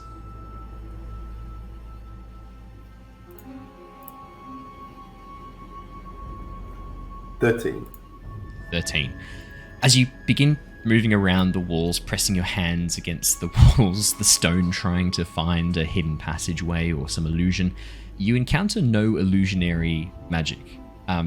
after a minute or so, one of the guards at the gate begins walking up behind the pathway and stands to attention and coughs a little bit. Sir? I appear to have lost something, and I'm not quite sure where I've lost it. Can you help me? Sir, your voice, what? I'm sorry, I was drinking something before, and I've burnt my mouth just a little bit since leaving. I had a tea just around the corner. But I'm trying to find, I left some, salve here that I can put on the inside of my mouth. I'm trying to find it. If you can please help me find it, that'd be great. We don't have keys to the front door, sir, and the yourself, the Lady Wachter and her 2 sons are trusted with the front door keys. I think I may have left it at the pub. Give me a minute, I will be back. Of course, sir. Gives you a nod. I am going to walk back to the rest of the party. Okay. And... Do you know when you knock? The door's locked. The door's locked and there's too many people around to be able to make this work. How did you guys get in? I got a magic eye. I've never been in.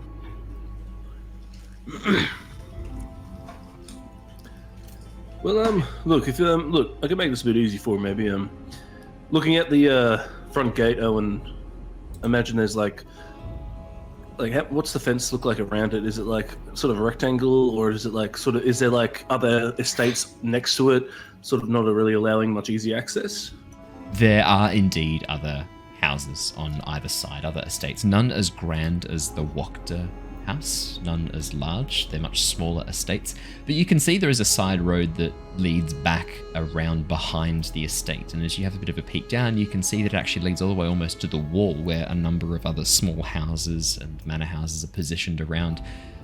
Some of which border onto the Wachterhaus, some of which don't. The wall itself is about 9 feet tall, but it's hidden inside a hedge that has grown almost out of control around it. Tangled branches covering the wrought iron fence inside, overgrown and uncared for. In between the wrought iron fence and through the hedgerows, you can see the unkempt garden and grounds of the Wachterhaus. Well, look, I think this is something I could probably get into. So by all means, I can go in there and open the door for you, potentially using my thieves' tools. You've got the ability to walk up walls, don't you? No one knows that. He's been keeping that secret very, very carefully. I don't think Raspip Okay, fair enough. I wouldn't have been twigged onto that yet. Like when you guys see it, it's almost like you'll see it, but then it'll almost look like me. I won't just walk up the wall. I'll make it look like I'm, rock climbing almost. But yeah. Okay. No, fair enough. Yeah. Well, I just need to get in and have a chat with Lady Wachter, but I'm thinking that might be a little bit too difficult now. Maybe we go with everybody else's plan of trying to convince her that we're friends, even though I don't like that very much at all. I think that's I think it's better anyway, because it's at least we can all be together. So whatever happens, if shit hits the fan per se, we'll be over there.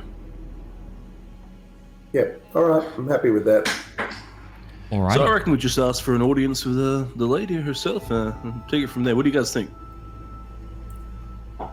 That sounds like I'm not getting to talk to the guards. You can talk to many more guards. Can I talk to Lady Wachter? How about this? How about you can be the one to talk to the guards about setting up an audience with her. What? See, I respect you, Luther. Can I just get everyone, can you just take a step back, please? I need a moment with Luther here. Oh, okay, I sort of crouch. I sort of lend my ear to you. Luther? Luther? Yes. I'm listening, I'm waiting. You know I love and respect you, right? Oh, I'm touched. Okay, so, do you know that I love and respect you? Well, I'll do now, so I appreciate that. Okay. Thank you so much. I have a lot of respect for you myself. Well, I would like to apologise that you didn't know that earlier. That's obviously a failing on my behalf. I should have been clearer in that communication, and Well, I I'm sorry appreciate that you that. didn't understand that. You know that I cherish our hunting trips and such. Yes, me too. When you turn up, I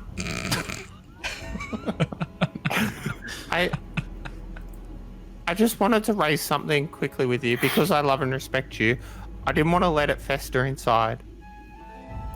It was a little demeaning the way that you said you would let me talk to the guards about getting an audience. I just felt like it was like you were just giving a toy to the kid to keep him distracted for a little bit. Not at all. Not at all. I promise you that. I respect you, like I said, and look, this is a big job. It's not just for anyone, Tithla, and I think you've got the guts still to be one of the only few of us that can actually pull off this and get us an audience. I thank you. I know that sometimes I'm not the most convincing or charming or persuasive or clear talking or make the most sense. Yep. No, I'm following. What was I saying? Oh, look, basically, so I think you said that you're very glad that you've been given the task of asking for an audience. That's such a pivotal task to our operation. So by all means, Tithla, please. Thank you. So yeah, I just really wanted to say thank you for this opportunity. It really means a lot. Yeah. So, thank you. No, All right, everyone can come back now. You can all come back now. As the rest of you who haven't gone very far at all reconvene. And Tithla's just completely got lost in her musings. Yeah. I think with the plan that you've got to go and approach the Wachterhaus and ask to meet with her under your own business, I think that is a good place to actually wrap up for tonight, because that's going to be a whole thing going through that. So I think this is where we will wrap things up for tonight, but we will be back on Wednesday night for our Return of the Giants original campaign. No Avatar Legends tomorrow night, unfortunately. It is a public holiday here in Australia, and a number of the players weren't able to make it, so we've given it a call. We won't be doing our Avatar Legends stream tomorrow night, and we probably will be doing our second last grounded stream this Saturday before Tears of the Kingdom comes out. I will be streaming the entire game with much gusto. But from all of us here tonight, thank you so much for joining us. We really appreciate you guys coming to see us live. If you're watching us live on Twitch, if you're watching the episode on YouTube or on the podcast platform of your choice, thank you so much. Please hit that subscribe button, thumbs up or like or stars, whatever equivalent there is, please hit it. It really helps us out. And if you are on the YouTubes, please leave a comment again. They seem to appease the YouTube algorithm. It is a fickle mistress and quite a brutal warlock patron. It asks much and gives not much in return. But once we've appeased the warlock patron, hopefully it will grant to us power in the form of views. So please help us out if you can. Thank you so much, everybody. That's all from us here tonight. We really appreciate you coming to join us. I'll be bringing us across to raid another channel in a moment, so if you're watching us live on Twitch, please stick around and it'll take us across. But until next time, everybody, stay safe, stay well, and we'll see you all again soon. Goodbye, everybody. Bye! Bye! Mwah. They're all... See you next time.